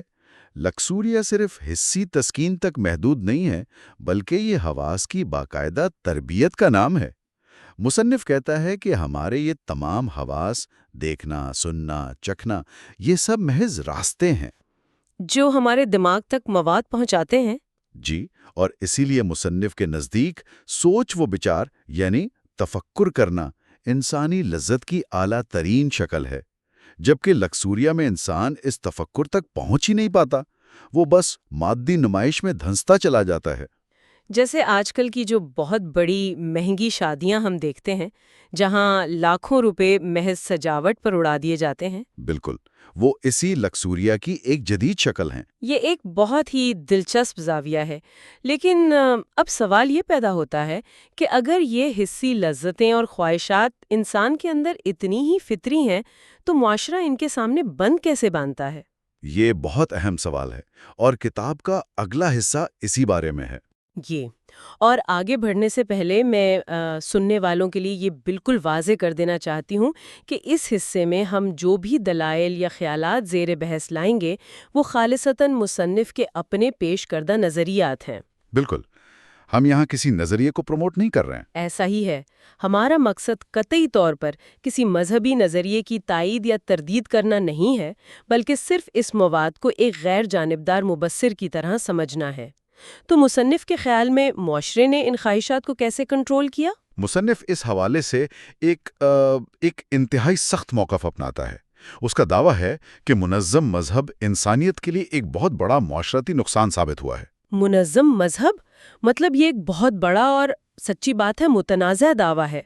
اس دعوے کو ثابت کرنے کے لیے وہ کتاب میں کیا دلیل پیش کرتا ہے؟ وہ ایک بہت ہی چبھتی ہوئی مثال دیتا ہے۔ مصنف اس عمل کو چائلڈ ابیوز یعنی بچوں کے استحصال کا نام دیتا ہے۔ ویٹ، کیا چائلڈ ابیوز؟ یہ تو بہت ہی بھاری اور سنگین اصطلاح ہے۔ کیا یہ محض مبالغہ آرائی نہیں ہے؟ مجھے بھی پہلی بار پڑھ کر ایسا ہی لگا تھا، لیکن اس کی منطق سنیں۔ اس کی دلیل یہ ہے کہ تصور کریں ایک معاشرے میں مختلف سکول ہیں۔ ایک سکول میں چھوٹے بچوں کو یہ پڑھایا جا رہا ہے کہ فلاں مذہبی عقیدہ ہی دنیا کی واحد سچائی ہے، اور باقی سب غلط ہے، رائٹ؟ جی، اور اسی شہر کے دوسرے سکول میں بچوں کو بالکل اس کے برعکس عقیدے کو واحد سچائی کے طور پر پڑھایا جا رہا ہے۔ اب مصنف کہتا ہے کہ چونکہ ان چھوٹے بچوں میں ابھی چیزوں کو تنقیدی نگاہ سے پرکھنے اور سوال کرنے کی ذہنی صلاحیت نہیں ہوتی، تو وہ سب کچھ منو ان قبول کر لیتے ہیں۔ بالکل، تو ان کے کچے ذہنوں میں ایسی حتمی سچائیاں بٹھانا دراصل مستقبل کی تفریق، نفرتوں اور جنگوں کا بیج بونے کے مترادف ہے۔ اچھا، تو وہ اسے معاشرتی سطح پر ایک بہت بڑا نقصان سمجھتا ہے، لیکن پھر بھی چائلڈ ابیوز کا لفظ مصنف جان بوجھ کر یہ سخت اصطلاح استعمال کرتا ہے تاکہ وہ اس نقصان کی شدت کو اجاگر کر سکے۔ اس کے نزدیک کسی کے ذہن کو ایک مخصوص سانچے میں قید کر کے اس سے سوچنے کی آزادی چھین لینا جسمانی استحصال جتنا ہی برا ہے۔ سمجھ گئی۔ اور یہ کنٹرول صرف نظریات تک تو محدود نہیں رہتا ہوگا نا؟ نہیں، یہ سیدھا ان فطری خواہشات کو دبانے کی طرف جاتا ہے جن کی ہم نے پہلے بات کی۔ تو اس کا مطلب ہے کہ منظم مذہب نے خاص طور پر انسان کی حسی اور جنسی خواہشات کو نشانہ بنایا۔ اس کے لیے کون سی ٹیکنیک استعمال کی گئی؟ ٹیکنیک یہ تھی کہ جو چیزیں فطری تھیں انہیں شیطانی بنا کر پیش کیا گیا۔ مطلب کتاب میں تاریخ کی مثال ہے کہ پرانے یورپ میں گرین مین کی ایک علامت ہوتی تھی۔ گرین مین؟ یہ کیا تھا؟ یہ ایک دیومالائی علامت تھی جو فطرت، جنگلات، زرخیزی اور لذت کی نمائندگی کرتی تھی۔ لیکن جب چرچ طاقت میں آیا تو مصنف کے مطابق انہوں نے فطرت سے جڑی اس لذت کو دبانے کے لیے اسی گرین مین کی شبیہ کو لیا اور اس کے ساتھ کیا کیا؟ اس کے سر پر سینگ لگائیں اور اسے شیطان کی شکل دے دی۔ یعنی جو چیز انسان کی اپنی فطرت تھی اسے خوفناک طاقت بنا کر پیش کیا گیا تاکہ لوگ اپنی ہی خواہشات سے ڈرنے لگیں۔ اوہ، یہ تو بڑی زبردست نفسیاتی گیم تھی۔ اور اسی خوف کے ساتھ ساتھ کتاب میں ایک اور اصطلاح استعمال ہوئی ہے، اخلاقی قدامت پسندی، یا جسے وہ مسز گرنڈیزم کہتا ہے۔ جی بالکل، مسز گرینڈی دراصل انگریزی ادب کا ایک فرضی کردار ہے جو انتہائی قدامت پسند، ناک بھون چڑھانے والے اور دوسروں پر انگلیاں اٹھانے والے رویے کی علامت ہے۔ ہاں، وہ جو ہر بات پہ کہتے ہیں نا کہ لوگ کیا کہیں گے یا یہ گناہ ہے۔ بالکل وہی۔ مصنف کہتا ہے کہ اس مسز گرینڈیزم نے معاشرے میں یہ سوچ پیدا کی کہ جنسی معاملات کے بارے میں بات کرنا شرمندگی کی بات ہے۔ لوگوں کو معلومات سے دور رکھا گیا، چیزوں کو سینسر کیا گیا۔ اور ظاہر ہے جب آپ کسی چیز کو دباتے ہیں تو اس کا کوئی نہ کوئی الٹا اثر تو نکلتا ہے۔ 100%۔ مصنف واضح کرتا ہے کہ اس معلومات کو چھپانے کے نتیجے میں معاشرے میں جنسی بیماریاں پھیلیں، ناپسندیدہ حمل کے واقعات بڑھے اور ان گنت نفسیاتی پیچیدگیاں پیدا ہوئیں۔ یہ تو ایسا ہی ہے نا کہ آپ کسی بہتے ہوئے دریا کا راستہ زبردستی روکنے کی کوشش کریں، مطلب پانی تو روکے گا نہیں، وہ بس کسی اور جگہ سے تباہ کن انداز میں سیلاب کی صورت میں باہر نکلے گا۔ بہت عمدہ مثال دی آپ نے، وہ سیلاب ہی تھا ایک طرح کا۔ لیکن دیکھیں، ایک بات جو میری سمجھ سے تھوڑی باہر ہے وہ یہ کہ اگر یہ حسی اور جنسی خواہشات انسان میں اتنی ہی طاقتور ہیں جتنی کہ بھوک یا پیاس، تو تاریخ میں ان اخلاقی اور مذہبی قدامت پسندوں نے عام لوگوں کو کیسے قائل کر لیا کہ وہ اپنی ہی فطرت کو ایک بری چیز سمجھنا شروع کر دیں؟ آخر انسان نے اس پابندی کو قبول کیسے کر لیا؟ یہ بہت ہی گہرا سوال ہے، اور اس کا جواب اس میکانزم میں چھپا ہے جو خوف اور ندامت پر مبنی ہے۔ خوف اور ندامت؟ جی، کتاب میں مسیحی تاریخ کا ایک تفصیلی حوالہ دیا گیا ہے۔ ابتدائی دور میں بہت سے لوگوں کو یقین دلایا گیا تھا کہ دنیا کا اختتام بالکل قریب ہے، اس لیے یہ سکھایا گیا کہ لوگوں کو مجرد رہنا چاہیے، جسمانی خواہشات سے دور رہنا چاہیے۔ لیکن دنیا کا اختتام تو نہیں ہوا نا؟ بالکل، جب وہ نہیں ہوا تو پھر افلاطون کے فلسفے کا سہارا لیا گیا، جس کے مطابق روح پاک ہے اور جسم ناپاک اور عارضی ہے۔ اس فلسفے کو استعمال کر کے جسمانی خواہشات کو ہمیشہ کے لیے گناہ اور شرمندگی کے ساتھ جوڑ دیا گیا، یعنی ایک مستقل احساس جرم پیدا کر دیا اور گیا۔ یہی ان کا سب سے بڑا ہتھیار تھا۔ جب آپ بچپن سے ہی کسی کے ذہن میں یہ نقش کر دیں کہ اس کے فطری جذبات گناہ ہیں تو وہ ساری زندگی ایک اندرونی کشمکش میں مبتلا رہتا ہے، اور ایک خوفزدہ انسان کو کنٹرول کرنا سب سے آسان ہوتا ہے۔ تو اگر مذہب اور معاشرے نے ہمارے اندر ایک خوف اور احساس جرم بٹھا دیا تو سوال یہ پیدا ہوتا ہے کہ انہوں نے اس کنٹرول کو صرف نظریاتی حد تک کیسے روکا؟ مطلب اسے باقاعدہ یا قانون کی شکل کیسے دی گئی؟ اور یہیں سے شادی کا وہ ادارہ وجود میں آتا ہے جس پر کتاب میں بہت ہی مختلف انداز میں تنقید کی گئی ہے۔ ہاں، مصنف کی نظر میں شادی کیا ہے؟ کیونکہ عام طور پر تو اسے محبت کی علامت سمجھا جاتا ہے۔ مصنف کے نظریے کے مطابق جب ہم شادی کے ادارے پر بات کرتے ہیں تو ہم عموماً دو بالکل مختلف تصورات کو آپس میں گڈمٹ کر دیتے ہیں۔ پہلا پہلو ایک خالص انسانی، نجی اور جذباتی رشتہ ہے، جس کی بنیاد باہمی محبت، ایک دوسرے پر بھروسے اور زندگی کے دکھ سکھ بانٹنے پر ہوتی ہے۔ بالکل، اور مصنف اسے ایک انتہائی خوبصورت اور مثبت چیز مانتا ہے۔ لیکن، اور یہ ایک بہت بڑا لیکن ہے، دوسرا پہلو وہ شادی ہے جو ایک معاشرتی، ریاستی اور قانونی ادارہ ہے۔ تو اس قانونی ادارے سے اسے کیا مسئلہ ہے؟ مصنف کا دعویٰ ہے کہ یہ قانونی ادارہ جس میں مرد، عورت اور حکومت فریق ہوتے ہیں، یہ محبت کے فروغ کے لیے ہرگز نہیں بنایا گیا تھا۔ تاریخی اعتبار سے یہ ایک پرانا اور بنیادی طور پر جائیداد کی منتقلی سے جڑا ہوا معاہدہ ہے۔ جائیداد سے جڑا ہوا معاہدہ؟ یہ تو محبت اور رومانس کے تصور کے بالکل برعکس اور بہت ہی خشک بات لگتی ہے۔ اس کی کیا تاریخی منطق پیش کی گئی ہے؟ منطق بالکل سیدھی اور تاریخی زمینی حقائق پر مبنی ہے۔ پرانے زمانوں میں، خاص طور پر قرون وسطیٰ کے آس پاس، جب انسان نے جائیداد بنانا اور زمینیں اکٹھی کرنا شروع کیں تو مردوں کے لیے ایک بہت بڑا مسئلہ پیدا ہو گیا۔ وارث کا مسئلہ؟ جی، انہیں یہ 100% یقین دہانی چاہیے تھی کہ ان کی زندگی بھر کی کمائی ان کے مرنے کے بعد ان کے اپنے ہی حقیقی بچوں کو منتقل ہو۔ اب ظاہر ہے اس وقت ڈی این اے ٹیسٹ تو ہوتے نہیں تھے، ہاں، کوئی سائنسی طریقہ تو تھا نہیں۔ تو اس بات کو یقینی بنانے کا واحد طریقہ یہ تھا کہ عورت کی جنسیت کو مکمل طور پر کنٹرول کیا جائے، चुनाचे शादी का ये कानूनी ज़ाब्ता वज़ा किया गया ताकि औरत की वफादारी को कानूनी बेड़ियों में जकड़ा जा सके और मर्द को अपने वारिसों की असलियत का यकीन रहे। ओह, अगर मैं इस पेचीदा तस्वुर को थोड़ा सादा करूं तो ये तो ऐसा ही है जैसे किसी ने दो लोगों की इंतहाई खूबसूरत दोस्ती को लिया और उसे अचानक एक सख्त कॉर्पोरेट कॉन्ट्रैक्ट में बदल दिया हो। हाँ, बिल्कुल यही हुआ। और मजे की बात ये कि इस कॉन्ट्रैक्ट में हुकूमत का एक नुमाइंदा हर वक्त बैठा ये निगरानी कर रहा है कि कौन किस शक की खिलाफ वर्जी कर रहा है। आपने बहुत ज़बरदस्त तरीके से पेश किया।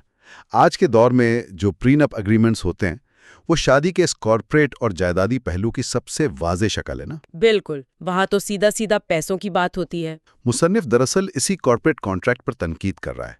वो दो बालिग लोगों की मोहब्बत के खिलाफ नहीं है, वो इस कानूनी शिकंजे को इंसानी इनफरादी आज़ादी पर एक बहुत बड़ा हमला तस्वुर करता है। तो खैर, माशरती क़दामत पसंदी और शादी की कानूनी पाबंदियों की इस बहस के बाद अब ज़रा इस तरफ आते हैं कि वो कौन सी गहरी हयातियाती हकीकत है जो इन सब पाबंदियों के नीचे एक आतिशफशां की तरह काम कर रही है। हाँ, इर्तिका यानी एवोल्यूशन का अमल। बिल्कुल, इंसानी जिनसी रवैयों और इर्तिका पर मुसन्निफ ने क्या शवाहिद पेश किए हैं। ये किताब का वो हिस्सा है जहां मुसन्निफ खालिस साइंस का सहारा लेता है। वो दो माहिरीन जेफरी मिलर और टिम बर्गहेड की तहकीकात को सामने रखता है। पहले अगर हम जेफरी मिलर की बात करें तो उसका नज़रिया बहुत ही दंग कर देने वाला है। अच्छा, वो क्या कहता है? मिलर कहता है कि इंसान ने जो ये इतना बड़ा और पेचीदा दिमाग हासिल किया, ज़बान ईजाद की, मुसव्वरी, मौसीकी बनाई, इन सब का हमारी बका यानी सर्वाइवल से, शिकारियों से बचने से कोई खास ताल्लुक नहीं है। हैं? क्या मतलब ताल्लुक नहीं है? वो इंसानी दिमाग की इन आला सलाहियतों तो मोर के परों से तशबीह देता है। मोर के परों से? मतलब क्या वाकई आप ये कह रहे हैं कि हमारी इतनी बड़ी बड़ी साइंसी और फन्नी कामयाबियां महज एक दिखावा है? मिलर तो यही कहता है। ये बात हजम करना थोड़ी मुश्किल है।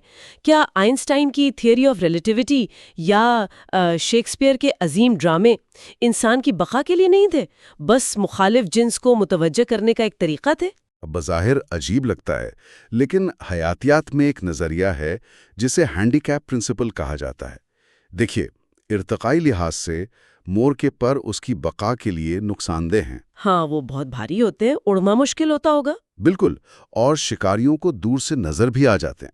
लेकिन वो पर मादा मोर को ये पैगाम देते हैं कि मैं इतना ताकतवर हूं कि इस भारी बोझ के बावजूद जिंदा हूं। तो इंसानों के केस में दिमाग वो बोझ है? जी, मिलर के मुताबिक इंसानी दिमाग हमारे जिस्म की 20% तवानाई खा जाता है। अगर ये सिर्फ फल तोड़ने या जानवरों से बचने के लिए होता तो इतनी तवानाई खर्च करने की जरूरत नहीं थी। अरे वाह, ये तो बड़ा जबरदस्त जाविया है। उसने दलील दी कि हमारी तख्लीकी सलाहियतें, हिस्से मज़ाह, ये सब इसलिए परवान चढ़े ताकि हम अफजाइश नस्ल की दौड़ में ये दिखा सके कि हमारे जीन्स कितने बेहतरीन हैं, ये मुतवज्जे करने के लिए हैं। मतलब इर्तिकाई सतह पर हम सब सिर्फ एक बहुत बड़ा शो पेश कर रहे हैं। अच्छा, फिर वो दूसरे साइंटिस्ट टिम बर्गहेड ने इस कहानी में क्या नया मोड़ शामिल किया है? बर्गहेड की तहकीक इसका एक बिल्कुल मुख्तलिफ रुख दिखाती है। रवायती तौर पर समझा जाता था कि अफजाइश नस्ल के अमल में मादाएं बहुत गैर मुतहर्रिक या पैसिव होती हैं और सारा मुकाबला नरों के दरमियान होता है। हाँ, पुराने हयातियाती मॉडल्स तो यही बताते हैं। लेकिन बर्गहेड ने इस नजरिए को जमीन बोस कर दिया। उसने स्पर्म कंपटीशन का नजरिया पेश किया। उसने साबित किया कि मादा कतई तौर पर खामोश तमाशाई नहीं होती। तो वो क्या करती हैं? उनका क्या फाल किरदार है? बहुत सी अनवा में मादाएं मुख्तलिफ नरों के स्पर्म इकट्ठे करती हैं और फिर उनके जिस्म का अंदरूनी निज़ाम बाकायदा एक छलनी की तरह काम करता है। वो अंदरूनी कीमियाई रास्ते बनाती हैं ताकि सिर्फ सबसे ज्यादा ताकतवर स्पर्म ही अंडे तक पहुंच सकें। माय गुडनेस, यानी मुकाबला सिर्फ बैरूनी दुनिया में नहीं हो रहा? बिल्कुल नहीं, मादा के जिस्म के अंदर भी एक जबरदस्त और पेचीदा इर्तिकाई जंग जारी होती है जिसकी मुनसिफ मादा खुद होती है। इस दरियाफ्त ने इस पुरानी सोच को हिलाकर रख दिया कि मादा का किरदार महज एक वसूल कुनिंदा का है। वाकई ये तो बहुत ही हैरान कुन हकीकत है। तो अगर हम आज की इस पूरी गुफ्तगू को समेटें تو ہم نے اس تفصیلی جائزے میں ایک بہت ہی طویل سفر طے کیا ہے۔ جی، بہت سے مختلف پہلوؤں کو دیکھا ہم نے۔ ہم نے دیکھا کہ کیسے انسانی فطرت، لذتوں کی تلاش اور اس کے اندر چھپی ان گہری ارتقائی سچائیوں کو معاشرے، مذہب اور شادی جیسے اداروں کے ذریعے کنٹرول کرنے کی کوشش کی گئی ہے۔ ایک طرف لکسس کی نفاست ہے، دوسری طرف لکسوریا کا اندھا پن۔ بالکل، اور ایک طرف فطری جبلتیں ہیں تو دوسری طرف انہیں دبانے والا وہ جسے مصنف چائلڈ ابیوز کہتا ہے، وہ نظریاتی شکنجہ۔ اور اس سب کا لب لباب یہ احساس ہے کہ ہم حیاتیاتی طور پر کس طرح پروگرام کیے گئے ہیں اور ہمارے بنائے ہوئے معاشرتی سانچے اس پروگرامنگ سے کتنا ٹکراتے ہیں۔ ایسا ہی ہے، ہماری قانون سازی، ہمارے اخلاقی پیمانے، حتیٰ کہ فنون لطیفہ کی جڑیں بھی اسی ارتقائی مسابقت میں پیوست ہیں۔ جی، جب ہم ان سماجی ڈھانچوں کو ارتقاء کے آئینے میں دیکھتے ہیں تو ہمارے سامنے اپنے ہی وجود کے بے شمار تضادات کھل کر سامنے آ جاتے ہیں۔ پہلے میں سننے والوں کے لیے ایک حتمی اور شاید تھوڑا سا پریشان کر دینے والا سوال چھوڑے جا رہی ہوں۔ ضرور، بتائیے۔ ذرا سوچئے، اگر ہماری عقل، اخلاقیات، ہماری سب سے اونچی سوچیں اور یہ فنون لطیفہ واقعی محض مور کے پروں کی طرح ایک دوسرے کو متوجہ کرنے کا ذریعہ ہیں، اگر یہ سماجی رشتے محض ایک گہرے حیاتیاتی کھیل کو چھپانے کا غلاف ہیں، تو کیا انسان واقعی اپنے فیصلوں میں اتنا ہی آزاد ہے جتنا وہ خود کو سمجھتا ہے؟ یہ واقعی بہت گہرا سوال ہے۔ کیا ہماری یہ نام نہاد آزاد مرضی دراصل ڈی این اے اور ارتقاء کا لکھا ہوا ایک اسکرپٹ تو نہیں؟ اس سوچ کو ضرور ذہن میں رکھیے گا۔ آج کے اس سفر کو ہم یہیں روکتے ہیں۔ ہم اس کتاب کے اگلے باب پر، جس میں مزید ایسی ہی حیران کن حقیقتیں موجود ہیں، اگلے لیکچر میں تفصیلی گفتگو کریں گے۔ تب تک کے لیے سوچتے رہیے اور اپنے ارد گرد کے معاشرتی ڈھانچوں کو ایک نئی نظر سے دیکھتے رہیے۔ اچھا، ذرا ایک ایسے شخص کا تصور کریں جو دن بھر فیکٹری کی مشقت کے بعد تھک ہار کر گھر لوٹتا ہے۔ بالکل، بہت تھکا ہوا ہوگا۔ ہاں، اور وہ اپنی غربت، اپنے طبقے اور اس فرسودہ نظام سے نکلنے کے لیے کتابوں کا سہارا لیتا ہے، مطلب پاگلوں کی طرح علم اکٹھا کرتا ہے۔ صحیح، تو وہ پڑھائی میں سکون ڈھونڈتا ہے۔ بالکل، لیکن ایک دن وہی کتابوں کی الماری جس میں اس نے دنیا بھر کا علم سجا رکھا تھا، وہ اس کے اوپر گرتی ہے اور اس کی جان لے لیتی ہے۔ ارے باپ رے، مطلب یہ تو بڑا ہی الماناک انجام ہے۔ ہاں، اور یہ کوئی سچی کہانی نہیں ہے، بلکہ مشہور ناول ہاورڈ زین کا ایک کردار ہے، لیونارڈ باسٹ۔ اس کا انجام ایسا ہوتا ہے۔ اچھا، تو یہ ایک طرح کا استعارہ ہے؟ بالکل، یہ المناک انجام دراصل اس طبقاتی کشمکش، علم کی پیاس اور سماجی رکاوٹوں کا ایک بہت گہرا استعارہ ہے جو آج بھی ہمارے ارد گرد موجود ہیں۔ اور آج کی یہ جو ہماری گہری تحقیق ہے یہ دراصل ہمارے انہی پچھلے موضوعات کا تسلسل ہے، جہاں ہم نے انسانی تہذیب کے ارتقاء پر بات کی تھی۔ صحیح، وہ جو ہم نے پچھلے سیشن میں ڈسکس کیا تھا۔ جی، تو آج کے اس سیشن میں ہم ایک انتہائی اہم کتاب کے نوٹس اور مضامین کے پلندے کا جائزہ لے رہے ہیں، تاکہ یہ سمجھا جا سکے کہ ایک جدید اور مہذب معاشرت در حقیقت کن خاموش بنیادوں پر کھڑا ہوتا ہے۔ دیکھیں، اس تحقیق کا اصل مقصد ہی ان پوشیدہ ستونوں کو بے نقاب کرنا ہے جو جدید دنیا کا بوجھ اٹھائے ہوئے ہیں، لیکن اکثر ہماری نظروں سے مکمل طور پر اوجھل رہتے ہیں۔ ہاں، ہم ان پر غور ہی نہیں کرتے۔ بالکل، ہم روزمرہ کی زندگی کی دوڑ میں اتنے غرق ہوتے ہیں کہ ہم ان عناصر کے پیچھے چھپے میکانزم کو دیکھتے ہی نہیں۔ ہم یہ دیکھنے کی کوشش کریں گے کہ کیسے استاذہ کی خاموش محنت معاشرے کی سمت طے کرتی ہے، اور کیسے جب رسمی نظام ناکام ہوتا ہے تو انسان خود تعلیمی کے ذریعے اپنی راہیں تراشتا ہے۔ ہاں، سیلف ایجوکیشن، اور کس طرح یہ عالمی کارپوریٹ معاشیات اور یہ سیاسی نظام ہمارے روزمرہ کے انصاف اور ہماری آزادیوں کو کنٹرول کر رہے ہیں۔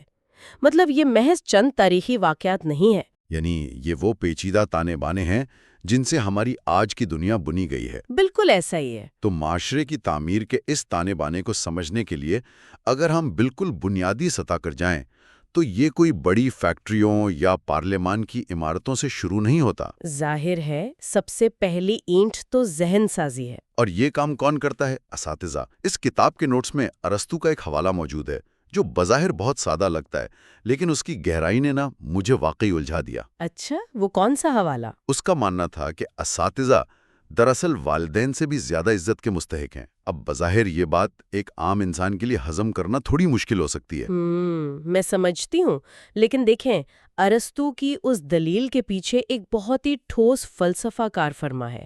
وہ کہتا ہے کہ والدین انسان کو طبعی زندگی دیتے ہیں، یعنی وہ ہماری بائیولوجیکل بنیاد رکھتے ہیں۔ ہم محض سانس لینے والے وجود بنتے ہیں۔ یعنی وہ زندگی تو دے دیتے ہیں لیکن اسے گزارنا کیسے ہے وہ نہیں۔ بالکل، محض زندہ رہنا اور ایک اچھی زندگی جینا، یہ دو بالکل مختلف چیزیں ہیں۔ اساتذہ ہمیں وہ اوزار فراہم کرتے ہیں، وہ شعور دیتے ہیں جس سے ہم اس خام زندگی کو ایک بامقصد زندگی میں تبدیل کرتے ہیں۔ صحیح، وہ ہمیں تنقیدی سوچ سکھاتے ہیں۔ ہاں، تاریخ کا مطالعہ کریں تو معلوم ہوتا ہے کہ ماضی میں اساتذہ کی تنخواہیں ہمیشہ سے کم رہی ہیں، لیکن اس کے بدلے میں معاشرے کا جو ڈھانچہ تھا نا، وہ انہیں بے پناہ عزت اور رتبہ دیتا تھا۔ تو یہ عزت دراصل ان کا وہ پوشیدہ انعام تھا جو مالی کمی کو پورا کرتا تھا۔ بالکل، انویزیبل ریوارڈ۔ مجھے اس پوشیدہ انعام والے تصور پر ذرا بات کرنی ہے۔ ہم اکثر وہ ایک پرانی تشبیہ سنتے ہیں نا کہ استاد اس شخص کی طرح ہے جو ایک ایسا درخت لگاتا ہے جس کے سائے میں بیٹھنے کا اسے شاید خود کبھی موقع نہ ملے۔ ہاں، بہت مشہور مثال ہے۔ لیکن آج کے دور میں جب کامیابی کا واحد پیمانہ یہ رہ گیا ہے کہ کس کے پاس کتنی بڑی گاڑی ہے، تو کیا محض عزت کا یہ پوشیدہ انعام کسی قابل ذہن کو اس شعبے میں لانے کے لیے کافی ہے؟ مطلب اگر معاشرہ انہیں مالی تحفظ بھی نہ دے اور وہ عزت بھی چھین لے تو پھر کیا ہوگا؟ پھر وہی ہوتا ہے جو آج کے کئی جدید معاشروں میں ہم دیکھ رہے ہیں۔ جب آپ کسی پیشے سے وہ وقار چھین لیتے ہیں اور مالیاتی انعام بھی غائب ہوتا ہے تو معاشرے کے ذہین ترین افراد خاموشی سے دوسرے پیشوں کی طرف ہجرت کر جاتے ہیں۔ ہاں، کوئی بھی ایسا پیشہ نہیں اپنانا چاہتا جہاں صلہ مایوسی ہو۔ بالکل، اور جب بہترین اور قابل ترین ذہن تدریس سے منہ موڑ لیتے ہیں نا، تو تعلیمی نظام کھوکھلا ہونا شروع ہو جاتا ہے۔ رسمی تعلیم محض ڈگریوں کے حصول تک محدود رہ جاتی ہے، اور فکری نشوونما رک جاتی ہے۔ اور جب رسمی تعلیم کا یہ نظام انسان کی فکری پیاس بجھانے میں ناکام ہو جاتا ہے تو پھر تاریخ ہمیں بتاتی ہے کہ انسان رکتا نہیں ہے، وہ متبادل راستے ڈھونڈتا ہے۔ بالکل۔ یہاں سے 19ویں اور 20ویں صدی کے ان مزدوروں کا وہ حیرت انگیز باب کھلتا ہے جنہوں نے اسکولوں اور کالجوں کے بغیر اپنے بل بوتے پر علم حاصل کیا۔ وہ خود آموز یا آٹو ڈائڈکٹس تھے۔ کتابوں کے وہ خستہ حال نسخے جو عام فیکٹری مزدوروں کے ہاتھوں میں رہے، ان کی کہانیاں رونگٹے کھڑے کر دیتی ہیں۔ ہاں، ان کہانیوں میں جو چیز سب سے زیادہ مسحور کن ہے نا، وہ علم کے حصول کا وہ طریقہ کار ہے جو آج شاید نایاب ہو چکا ہے۔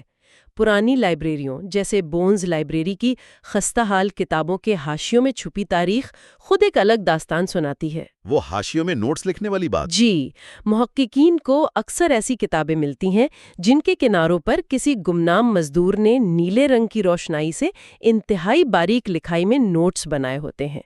کسی نے بین جانسن کا نام خط کشیدہ کیا اور وہاں اس کی تاریخ پیدائش لکھ دی۔ کیا بات ہے!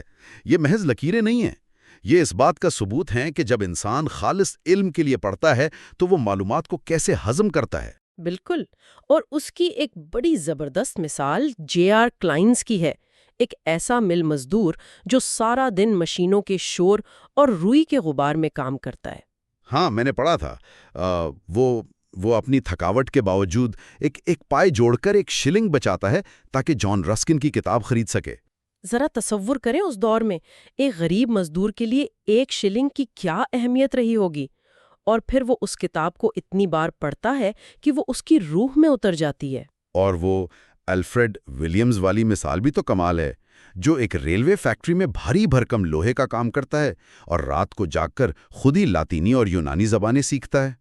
اور اس نے محض زبانیں نہیں سیکھیں بلکہ اس نے افلاطون اور ہارس جیسی پیچیدہ کلاسیکی شخصیات کے تراجم بھی شائع کیے۔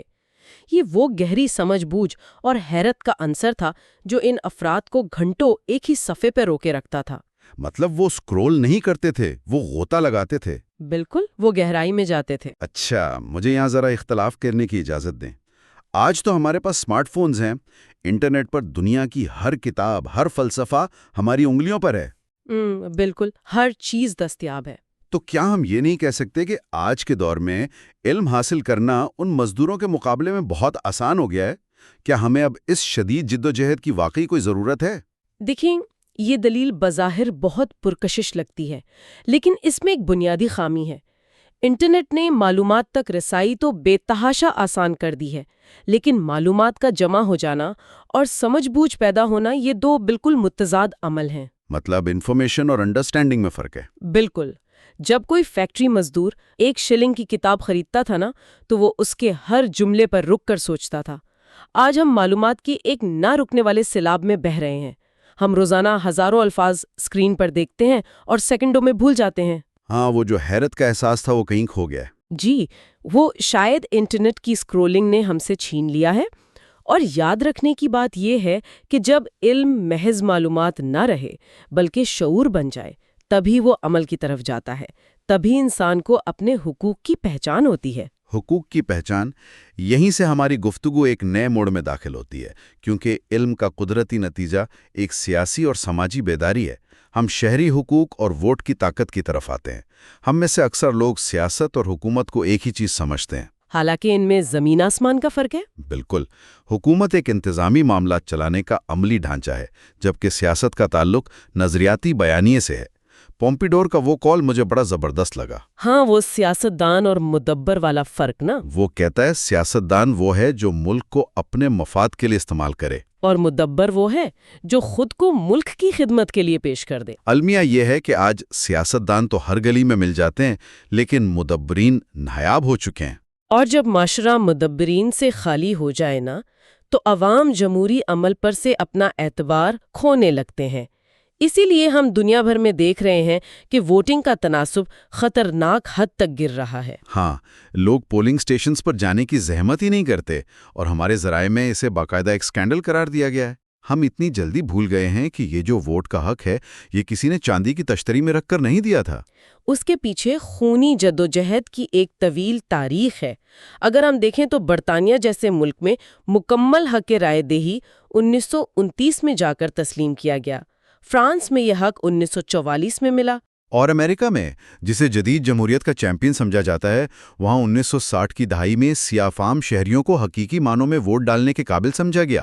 خون بہانے اور پانی کی توپوں کے استعمال کے بعد بیجنگ کے تیانن مین اسکوائر میں 1999 کے ان مظاہروں کو یاد کیجیے جہاں ایک تنہا شخص لوہے کے ٹینکوں کی قطار کے سامنے سینہ تان کر کھڑا ہو گیا تھا۔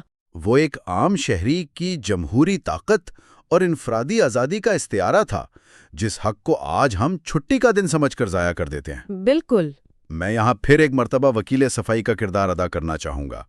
جب میں کسی بیلٹ پیپر کو دیکھتا ہوں اور مجھے لگتا ہے کہ دونوں امیدوار ہی کرپٹ ہیں، تو میرا فطری رد عمل یہی ہوتا ہے کہ میں گھر بیٹھوں۔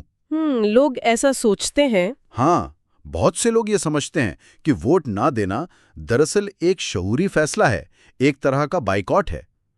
کیا اس دلیل میں کوئی وزن نہیں؟ دیکھیں، ماہرین اس سوچ کو کسی بھی معاشرے کے لیے زہر قاتل قرار دیتے ہیں۔ فرینکلن ڈی روزولٹ کا ایک بڑا مشہور حوالہ ہے کہ ووٹ کا حق آپ سے کوئی آمر نہیں چھین سکتا جب تک کہ آپ خود اسے اپنے ہاتھوں سے ضائع نہ کر دیں۔ یعنی بائیکاٹ کوئی بہادری نہیں ہے؟ بالکل نہیں۔ گھر بیٹھنا کوئی سیاسی بیان نہیں ہے، بلکہ یہ خود کو ایک غیر اعلانیہ غلامی میں دھکیلنے کے مترادف ہے۔ جب آپ اور مجھ جیسے لوگ انتخابی عمل سے باہر ہو جاتے ہیں نا، تو ہم دراصل معاشرے کے مفاد پرست لوگوں کو یہ کھلا لائسنس دے دیتے ہیں کہ وہ آئیں اور ہمارے اوپر حکومت کریں۔ تو عدم شرکت کوئی آزادی نہیں بلکہ زنجیر خود پہننے کا نام ہے۔ بالکل صحیح کہا آپ نے۔ لیکن کیا ہمارا یہ ووٹ واقعی تمام اختیارات رکھتا ہے؟ آج کی دنیا میں ایک اور بہت بڑی طاقت موجود ہے جو شاید حکومتوں کے دائرے کار سے بھی باہر ہے۔ میرا اشارہ عالمی معاشیات اور بڑی کارپوریشنز کی طرف ہے۔ یہ ایک انتہائی تلخ حقیقت ہے۔ جب ہم عالمی سرمایہ دارانہ نظام کو دیکھتے ہیں تو یہ واضح ہو جاتا ہے کہ آج کی ملٹی نیشنل کمپنیاں وسائل کے لحاظ سے کئی غریب ممالک کی کل معیشت سے بھی بڑی ہو چکی ہیں۔ ہاں، معاشی عدم مساوات کی خلیج خوفناک حد تک چوڑی ہو چکی ہے۔ نوٹس میں ایک تیل کی کمپنی کی مثال ہے جو ہر ایک سیکنڈ میں 300 پاؤنڈ منافع کماتی ہے۔ 300 پاؤنڈ فی سیکنڈ۔ اور دوسری جانب ہم دیکھتے ہیں کہ ایک کارپوریٹ سی ای او کی اکیلی تنخواہ اتنی ہوتی ہے جتنی 50 محنتی نرسوں کی مجموعی زندگی بھر کی کمائی۔ یہ تو ہوش اڑا دینے والے اعداد و شمار ہیں۔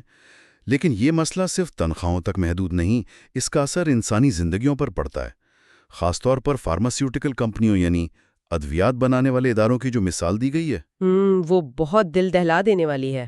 ہم روزانہ دیکھتے ہیں کہ تیسری دنیا کے غریب ممالک میں لوگ ان بیماریوں سے تڑپ کر مر رہے ہیں جن کا علاج ترقی یافتہ دنیا میں عام دستیاب ہے۔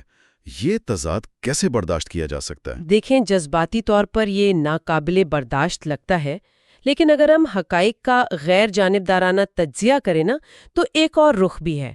یہ ایک عالمی اخلاقی المیہ ضرور ہے، لیکن ادویات ساز کمپنیوں کے میکانزم کو سمجھنا بھی ضروری ہے۔ مطلب ان کے ریسرچ کے خرچے؟ بالکل۔ کسی بھی نئی بیماری کی دوا کی دریافت اور کلینکل ٹرائلز پر اربوں ڈالر کی خطیر رقم خرچ ہوتی ہے۔ اگر یہ کمپنیاں منافع نہیں کمائیں گی تو اگلی وبا کی تحقیق کے لیے سرمایہ کہاں سے آئے گا؟ ہاں، اس لیے محض کمپنیوں کو برا بھلا کہنا کافی نہیں۔ جی، اس کا قابل عمل حل یہی ہے کہ دنیا کے امیر ترین ممالک آگے آئیں اور غریب ممالک کی مالی اعانت کریں۔ آپ نے بہت متوازن وضاحت کی۔ چلیں اس سارے معاملے کو ذرا انصاف کے عدسے سے دیکھتے ہیں۔ ارسطو نے انصاف کی جو تعریف کی ہے وہ ہمارے دور کے برابری کے تصور پر ایک زبردست ضرب لگاتی ہے۔ وہ ایکویٹی اور ایکوالٹی والا فرق۔ بالکل۔ اس کو واضح کرنے کے لیے میں ایک تشبیہ دوں گا۔ فرض کریں کہ دو لوگ ہیں۔ ایک پیشہ ور ایتھلیٹ ہے جسے دن میں 4000 کیلوریز کی ضرورت ہے۔ ٹھیک ہے۔ دوسرا ایک ضعیف اور بیمار شخص ہے جسے بمشکل 1500 کیلوریز چاہیے۔ اب اگر کوئی نظام ان دونوں کو بالکل برابر 2000 کیلوریز دے دے تو کیا برابری ہوئی؟ بالکل ہو گئی، لیکن کیا یہ انصاف ہے؟ حقیقی انصاف کا مطلب یہ ہے کہ ہر انسان کو اس کی ضرورت کے مطابق وسائل دیے جائیں۔ ہاں نا، انصافی کی دو قسمیں بتاتا ہے وہ۔ جی، ایک یہ کہ آپ برابر کے لوگوں کے ساتھ غیر مساوی سلوک کریں، اور دوسری اس سے بھی بڑی ناانصافی یہ ہے کہ آپ غیر مساوی لوگوں کے ساتھ بالکل برابر کا سلوک کریں۔ ہماری موجودہ کارپوریٹ دنیا اکثر اسی دوسری قسم کی ناانصافی کا شکار ہے۔ اور جب انسان دن رات اپنے ارد گرد اتنی شدید ناانصافی دیکھتا ہے تو اس کا ذہن ایک فرار کا راستہ ڈھونڈتا ہے۔ وہ ایک ایسی خیالی دنیا کا خواب دیکھتا ہے جہاں یہ برائیاں موجود ہی نہ ہوں۔ یہیں سے یوٹوپیا کا تصور سامنے آتا ہے۔ مشہور ادیب آسکر وائلڈ نے کہا تھا کہ دنیا کے کسی بھی نقشے کی کوئی اہمیت نہیں اگر اس میں یوٹوپیا کا ذکر نہ ہو۔ یوٹوپیا دراصل ایک مکمل دنیا کا خیالی تصور ہے جو انسان کو موجودہ برائیوں سے لڑنے کی تحریک دیتا ہے۔ تاریخ میں پیش کیے گئے یوٹوپیا کے ماڈلز بھی تو مختلف ہیں۔ ہاں، دراصل یہ اس دور کی تکلیفوں کا رد عمل ہوتے ہیں۔ ایک مقبول تصور اس یوٹوپیا کا ہے جہاں موسم ہمیشہ بہار رہتا ہے، اور سب سے اہم بات کہ وہاں پیسے کا کوئی وجود نہیں ہوتا۔ جب پیسہ نہیں ہوگا تو لالچ اور غربت بھی نہیں ہوگی۔ اور نوٹس میں یوٹوپیا کا ایک اور تصور بھی بیان کیا گیا ہے، وہ جو حقوق نسواں کی علم برداروں نے پیش کیا تھا۔ جی، وہ تصور قدرے مختلف ہے۔ انہوں نے کشمکش کی جڑ کو مردانہ تسلط میں دیکھا، اس لیے ان کے خیالی معاشرے میں مردوں کا سرے سے کوئی وجود ہی نہیں ہوتا۔ واہ، مطلب انہوں نے اپنا ہی ایک پرسکون معاشرہ سوچ لیا۔ ہاں، معاشرہ ہر قسم کے جنگی جنون سے پاک۔ اصل بات یہ سمجھنے کی ہے کہ انسان جس چیز سے سب سے زیادہ اذیت سہتا ہے وہ اپنے یوٹوپیا میں اسی چیز کا مکمل صفایا کر دیتا ہے۔ یہ تو خوابوں کی دنیا ہو گئی، لیکن عملی دنیا میں معاشرے کو چلانے کے لیے ہمیں قوانین کا سامنا کرنا پڑتا ہے۔ تھامس جیفرسن کا قول ہے کہ قانونوں کو انسانی ذہن کی ترقی کے ساتھ ساتھ چلنا چاہیے۔ لیکن عملی طور پر قانون بہت سست رکھے جاتے ہیں۔ تو سوال یہ ابھرتا ہے کہ کیا قانون کی یہ جان بوجھ کر رکھی گئی سست روی جب مظلوم کو سالوں انتظار کرنا پڑے بذات خود ایک بڑی ناانصافی نہیں بن جاتی؟ یہ ایک بنیادی تضاد ہے۔ قانون کا کام استحکام دینا ہے، لیکن جب قانون پرانی صدیوں میں پھنسا رہے تو وہ ناانصافی بن جاتا ہے۔ تاہم سست روی سے بھی بڑا خطرہ قانون کے تیزی سے غلط استعمال میں ہے، اور یہاں ایم فاسٹر کا تصور فیبیو فاشزم سامنے آتا ہے۔ فیبیو فاشزم، خاموش آمیریت۔ بالکل، یہ وہ فاشزم نہیں جس میں فوج سڑکوں پر مارچ کرتی ہے۔ یہ ایک انتہائی خاموش اور غیر محسوس آمیریت ہے جو ہنگامی حالات کا لبادہ اوڑھ کر پارلیمنٹ کے ذریعے ہماری آزادیاں چھین لیتی ہے۔ اگر ہم اس کی مثالیں دیکھیں تو جیسے برطانیہ کا 1911 کا آفیشل سیکریٹس ایکٹ، جسے ایک ہی دن میں اجلت میں پاس کر دیا گیا اور صحافت پر پابندیاں لگا دیں۔ اور پھر 9/11 کے واقعات کے بعد کی قانون سازیاں۔ ہاں، جنہوں نے راتوں رات شہریوں کی رازداری ختم کر دی اور آزادیوں کو محدود کر دیا۔ یہ فیبیو فیشزم بظاہر ہماری حفاظت کا روپ دھار کر ہماری ہی گردن پر پھندا تنگ کرتا ہے۔ اور تاریخ ہمیں یہ سبق دیتی ہے کہ ایک بار ریاست ہنگامی حالات کا جواز بنا کر کوئی آزادی چھین لے تو وہ اسے رضاکارانہ طور پر کبھی واپس نہیں کرتی۔ صحیح۔ انفرادی آزادی کو برقرار رکھنے کے لیے معاشرے کے ہر فرد کو بیدار رہنا پڑتا ہے۔ بالکل بیدار رہنا پڑتا ہے۔ اور اسی بیداری کے احساس کے ساتھ ہم آج کے اس طویل تحقیقی مطالعے کو سمیٹتے ہیں۔ ہم نے آغاز کیا تھا اساتذہ کے اس بےلوز کردار سے، پھر ہم نے جانا کہ کیسے مزدوروں نے خود آموزی کے ذریعے شعور حاصل کیا، اور یہی شعور ووٹ کی طاقت اور جمہوری جدوجہد تک لایا۔ جی، ہم نے عالمی کارپوریشنز اور ارسطو کے انصاف کے اصولوں پر بات کی، یوٹوپیا کے خواب اور فیبیو فاشزم کے خاموش ہتھ کنڈوں کو سمجھا۔ دیکھیں، یہ تمام عناصر بظاہر الگ الگ موضوعات ہیں، لیکن یہ ایک ہی زنجیر کی کڑیاں ہیں۔ تعلیم شعور پیدا کرتی ہے اور بیداری ایک حقیقی جمہوریت کی بنیاد بنتی ہے۔ اگر ایک بھی کڑی کمزور پڑ جائے تو ڈھانچہ کھوکھلا ہو جاتا ہے۔ بالکل، اور یہ بحث یہیں ختم نہیں ہوتی۔ اگلے لیکچر میں ہم اس کتاب کے اگلے باب پر تفصیلی بات کریں گے اور اس سلسلے کو آگے بڑھائیں گے۔ لیکن اس سیشن کے اختتام پر میں ایک سوال چھوڑ کر جانا چاہتا ہوں۔ کیسا سوال؟ مشہور جرمن فلسفی ایڈورنو نے انسانی ترقی پر ایک چبھتی ہوئی بات کہی تھی۔ اس کا کہنا تھا کہ قدیم انسان کے نیزے سے لے کر آج کے جدید ترین گائیڈڈ میزائل تک کا سفر ایک حقیقت بتاتا ہے: انسان ہوشیار اور ٹیکنیکی طور پر ماہر تو بہت ہو گیا ہے، لیکن وہ عقل مند ہرگز نہیں ہوا۔ کمال کی بات ہے۔ آج جب ہم معلومات اور ٹیکنالوجی کے عروج پر ہیں تو ہمیں سوچنا چاہیے کہ کیا ہماری یہ سائنسی ایجادات ہمیں اس یوٹوپیا کی طرف لے جا رہی ہیں جس کا ہم نے تصور کیا تھا، یا ہم انجانے میں اپنے ہی علم اور ٹیکنالوجی کے ذریعے ایک ایسی دنیا تعمیر کر رہے ہیں جہاں بظاہر فراوانی ہے لیکن انسانیت، ہمدردی اور ہماری بنیادی آزادیاں پہلے سے بھی زیادہ محدود ہو کر رہ گئی ہیں؟ ذرا اس پر سوچئے گا۔ پچھلے لیکچر میں ہم نے اسی کتاب کے حوالے سے انسانی تاریخ اور جو انسانی رویے ہیں ان پر کافی تفصیلی بات کی تھی، لیکن آج کے اس گہرے جائزے میں ہم اس سے بھی ایک قدم آگے بڑھنے والے ہیں۔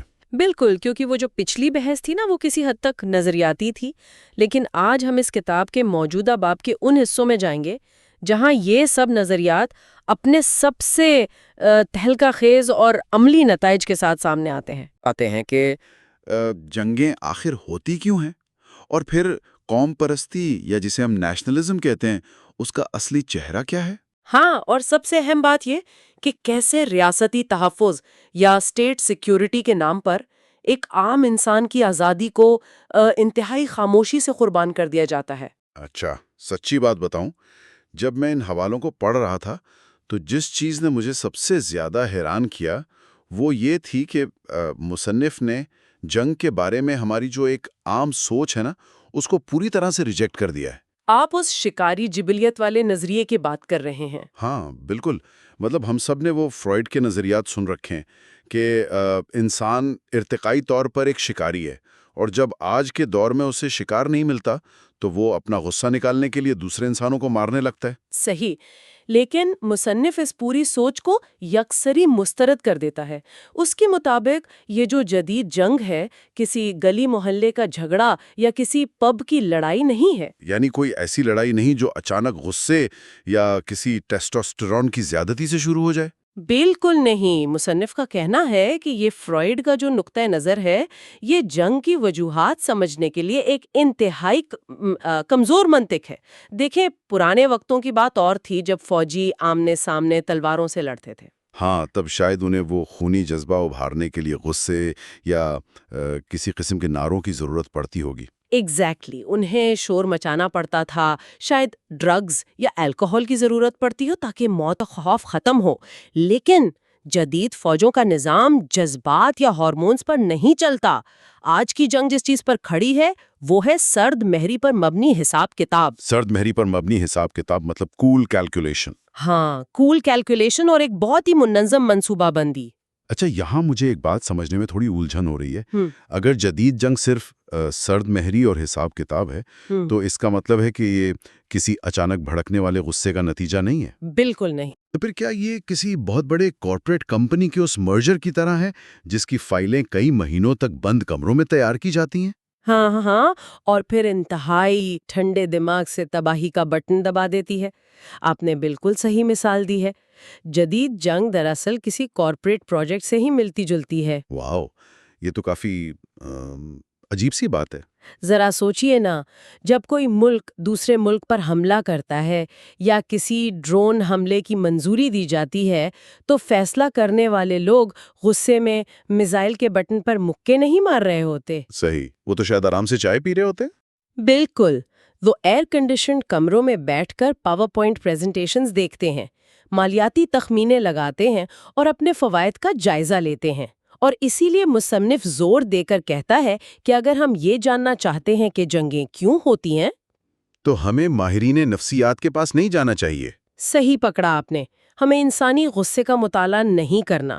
اس کے بجائے ہمیں ماہرین اقتصادیات، لاجسٹکس کے ماہرین اور سفارتی تاریخ دانوں سے بات کرنی چاہیے. یعنی مسئلہ غصے کا نہیں، وسائل پر کنٹرول اور گلوبل اکانومی کا ہے. جی ہاں، وسائل پر کنٹرول، عالمی معیشت کے راستے اور جغرافیائی سیاست، یہ وہ ٹھنڈے اور بے حس محرکات ہیں جو اس جنگ کی مشین کو چلاتے ہیں. لیکن ذرا رکیے، کیا یہ منظم اور بیوروکریٹک منصوبہ بندی جنگ کو مزید خوفناک نہیں بنا دیتی؟ آپ کو ایسا کیوں لگتا ہے؟ میرا مطلب ہے ایک ایسا نظام جو بغیر کسی غصے کے، بنا کسی ذاتی دشمنی کے، صرف ایک مشین کی طرح ہزاروں جانیں لے لے. یہ تو کسی پاگل پن میں کیے گئے قتل سے زیادہ ایک کارخانے میں ہونے والے قتل عام جیسا محسوس ہوتا ہے. یہ بلا شبہ زیادہ خوفناک ہے، کیونکہ جب آپ سسٹم سے جذبات اور انسانیت کو نکال دیتے ہیں اور صرف نفع نقصان اور لاجسٹکس کو رکھ دیتے ہیں نا، تو انسان صرف ایک عدد بن کر رہ جاتا ہے. ایک سٹیٹسٹک. ہاں، ایک سٹیٹسٹک. پھر نقصان کو کولیٹرل ڈیمیج کا نام دے کر انہی فائلوں میں دفن کر دیا جاتا ہے. یہ وہ سرد مہری ہے جس کی مصنف بات کر رہا ہے. اچھا، اگر جدید جنگ واقعی ایک سرد مہری پر مبنی بیوروکریٹک مشین کا کھیل ہے تو ایک اور سوال پیدا ہوتا ہے، ہم انسانی تاریخ میں یہاں تک پہنچے کیسے؟ یہ ایک بہت اچھا سوال ہے. اس سفر کو سمجھنے کے لیے ہم مغربی عسکری تاریخ پر نظر ڈالیں تو پرانے وقتوں کے وہ جو آزاد جنگجو تھے، ان کا آج کی اس کاغذی اور بیوروکریٹک فوج تک کا لمبا سفر کیسے طے ہوا؟ اس کو سمجھنے کے لیے مصنف نے کتاب میں مغربی فتوحات کی کلاسیکل تاریخ اور بیوروکریسی کے ابھرنے کے درمیان ایک بہت زبردست موازنہ کیا ہے. وہ مثال دیتا ہے قدیم یونان میں اسپارٹا کی کامیابیوں کی. اچھا، اسپارٹا؟ ہاں، اور پھر 8ویں صدی میں چارلز مارٹل کی پوئٹیس کی جنگ کی، جس نے یورپ کی تاریخ کا رخ موڑ دیا تھا. اور پھر وہ ان کا موازنہ بالکل جدید دور کی گلف وار یعنی خلیجی جنگ سے کرتا ہے. تو ان قدیم فتوحات میں ایسی کیا خاص بات تھی جو انہیں جدید جنگوں سے الگ کرتی ہے؟ خاص بات یہ تھی کہ ان قدیم فوجوں کے سپاہی دراصل آزاد شہری تھے، فری مین. آزاد شہری. یہاں آزاد شہری سے کیا مراد ہے؟ کیا اس کا مطلب یہ ہے کہ وہ غلام یا زبردستی بھرتی کیے گئے مزارے نہیں تھے؟ بالکل یہی مطلب ہے. وہ کسی دوسرے کے لیے نہیں بلکہ اپنے لیے لڑتے تھے. ان کا اس جنگ کے نتائج میں اپنا ذاتی مفاد شامل ہوتا تھا. صحیح، یعنی وہ اپنے معاشرے کا ایک حصہ تھے. ہاں، ان کے پاس زمینیں تھیں، حقوق تھے، اور وہ ایک ایسے نظام کے تحت لڑ رہے تھے جہاں آزادی موجود تھی. جب وہ لڑنے جاتے تھے تو اپنے ہتھیار خود لے کر جاتے تھے. واو، وہ کسی دور بیٹھی گورنمنٹ کے آرڈر پر نہیں جاتے تھے. نہیں، وہ اپنے گھروں اور اپنے طرز زندگی کو بچانے کے لیے لڑتے تھے. لیکن پھر جیسے جیسے دنیا آگے بڑھی، ریاستوں کے عزائم بڑے ہوئے تو یہ نظام ناکام ہونے لگا. ظاہر ہے، ریاستیں بڑی ہوتی گئیں. جی، اور جب ان ریاستوں کو اپنے بارڈر سے ہزاروں میل دور لڑنے کے لیے لاکھوں کی تعداد میں فوج کی ضرورت پڑی تو انہیں سنبھالنا آسان نہیں تھا. ہاں، لوگ ہزاروں میل دور کیوں لڑنے جائیں گے اپنے خرچے پہ؟ بالکل. ان لاکھوں فوجیوں کو ہر روز خوراک، وردیاں اور جدید اسلحہ فراہم کرنے کے لیے ایک نہ رکنے والی سپلائی چین درکار تھی. اور لاجسٹکس کو مینیج کرنا ضروری تھا. اور اسی سپلائی چین کو مفت میں تو نہیں چلایا جا سکتا نا، اس سب کے لیے پیسہ چاہیے تھا. تو انہوں نے پیسہ کہاں سے لایا؟ टैक्स से एग्जैक्टली। रियासत को एक इंतहाई जवाबिर और वसी टैक्स का निज़ाम बनाना पड़ा। लोगों की गिनती करनी पड़ी ताकि पता चल सके कि किससे कितना टैक्स लिया जा सकता है। अच्छा। इसी टैक्स वसूली, वसाइल के इंतजाम और लॉजिस्टिक्स को कंट्रोल करने की ज़रूरत ने उस चीज़ को जन्म दिया जिसे आज हम जदीद नेशन स्टेट या कौमी रियासत कहते हैं, और उसके साथ ब्यूरोक्रेसी को जन्म दिया। यानी ब्यूरोक्रेसी सिर्फ फाइलों का नाम नहीं है।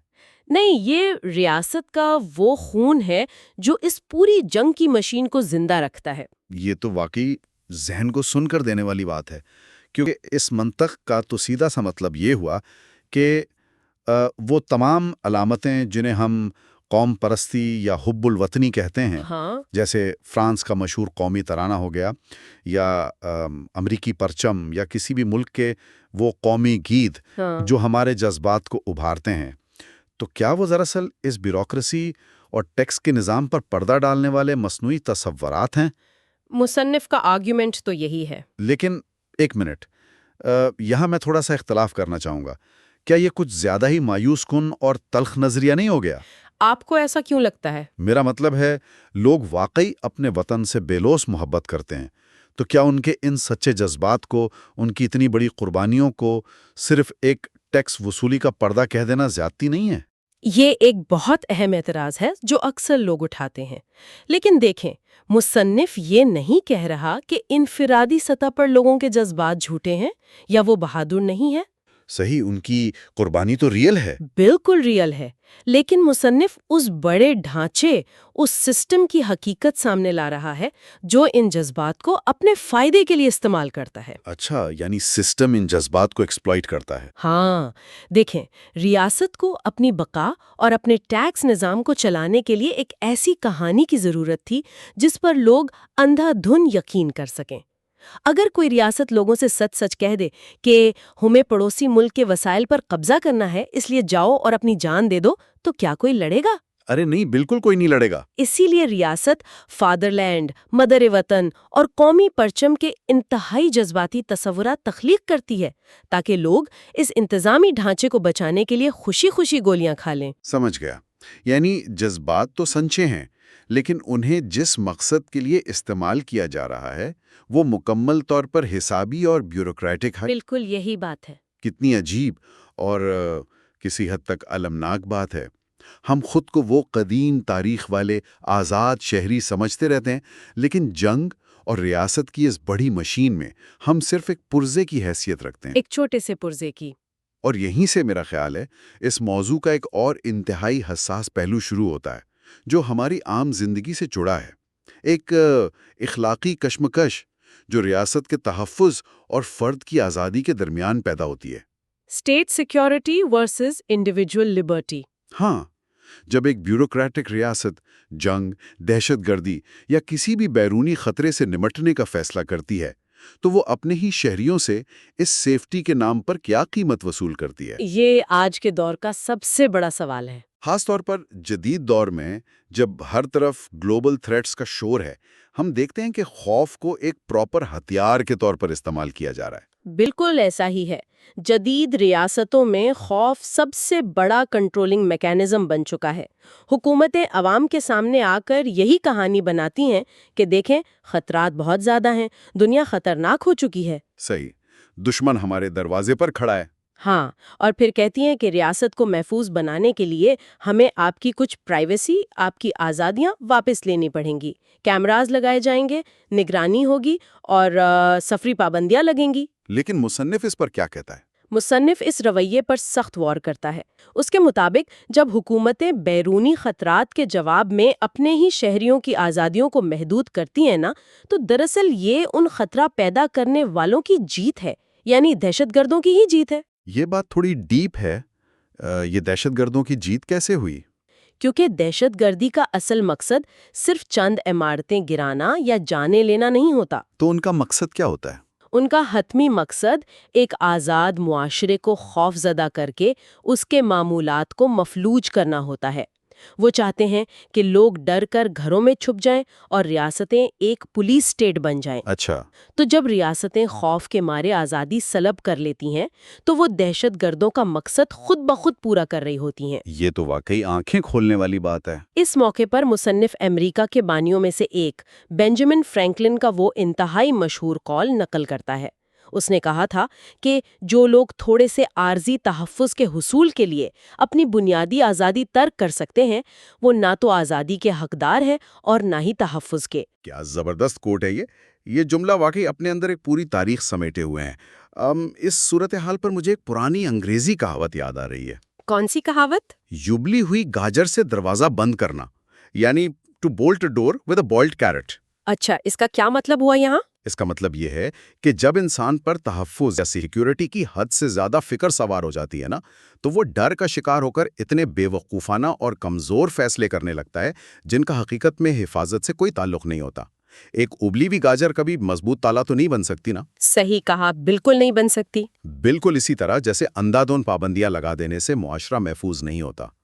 لیکن پھر بھی ایک سوال اٹھتا ہے، کیا کچھ نہ کچھ حد تک خطرات سے بچاؤ ضروری نہیں ہے؟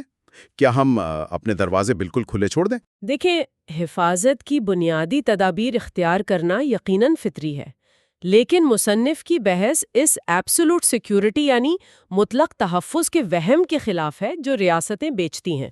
یعنی 100% سیکیورٹی جیسی کوئی چیز نہیں ہوتی؟ بالکل نہیں ہوتی۔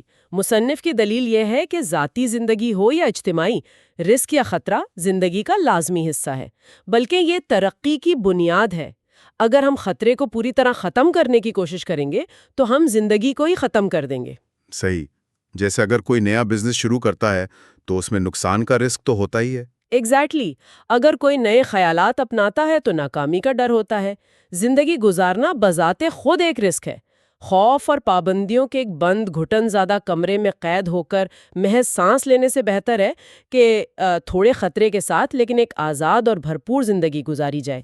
یہ بات بالکل سچ ہے کہ جب ہر چیز کو صرف سیکیورٹی کی اینک سے دیکھا جانے لگتا ہے تو زندہ رہنے کا اصل جور ہی دم توڑ دیتا ہے۔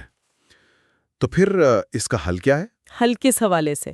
میرا مطلب ہے کہ اگر ریاست کا دیا ہوا یہ خوفزدہ اور پابندیوں سے بھرا تحفظ ہمیں حقیقی سکون نہیں دے سکتا، اگر ہوائی اڈوں کی لمبی قطاریں اور سکینر مشینیں ہمیں سچا تحفظ نہیں دے رہیں، تو پھر ایک عام انسان اس غیر یقینی دنیا میں امن کیسے پا سکتا ہے؟ قدیم مفکرین اس کا کیا حال بتاتے ہیں؟ اس الجھن کا حل تلاش کرنے کے لیے یہ کتاب ہمیں قدیم ریواقی فلسفے کی طرف لے جاتی ہے، جسے ہم سٹوئسزم کہتے ہیں۔ اچھا، سٹوئسزم؟ ہاں، ریواقی فلسفے کی بنیاد ایک خاص ذہنی حالت پر رکھی گئی تھی جسے یونانی زبان میں اٹریکسیا کہا جاتا ہے۔ اٹریکسیا؟ ہاں، اس کا کیا مطلب ہے؟ اس کا مطلب ہے مکمل ذہنی سکون، بے فکری اور اضطراب سے آزادی۔ تو یہ مکمل ذہنی سکون حاصل کیسے ہوتا ہے آج کی اس افراتفری والی دنیا میں؟ دیکھیں، روایتی مفکرین کا ماننا تھا کہ کائنات کے زیادہ تر بیرونی حالات ہمارے کنٹرول میں نہیں ہیں۔ انسان قدرتی آفات، معیشی بحرانوں یا بیرونی حملوں کو اپنی مرضی سے تو نہیں روک سکتا نا؟ بالکل نہیں روک سکتا، وہ تو ہمارے اختیار سے باہر ہیں۔ تو پھر ان بیرونی چیزوں پر پریشان ہو کر انہیں کنٹرول کرنے کی ناکام کوشش میں اپنی انرجی ضائع کرنے کے بجائے ہمیں کس چیز پر فوکس کرنا چاہیے؟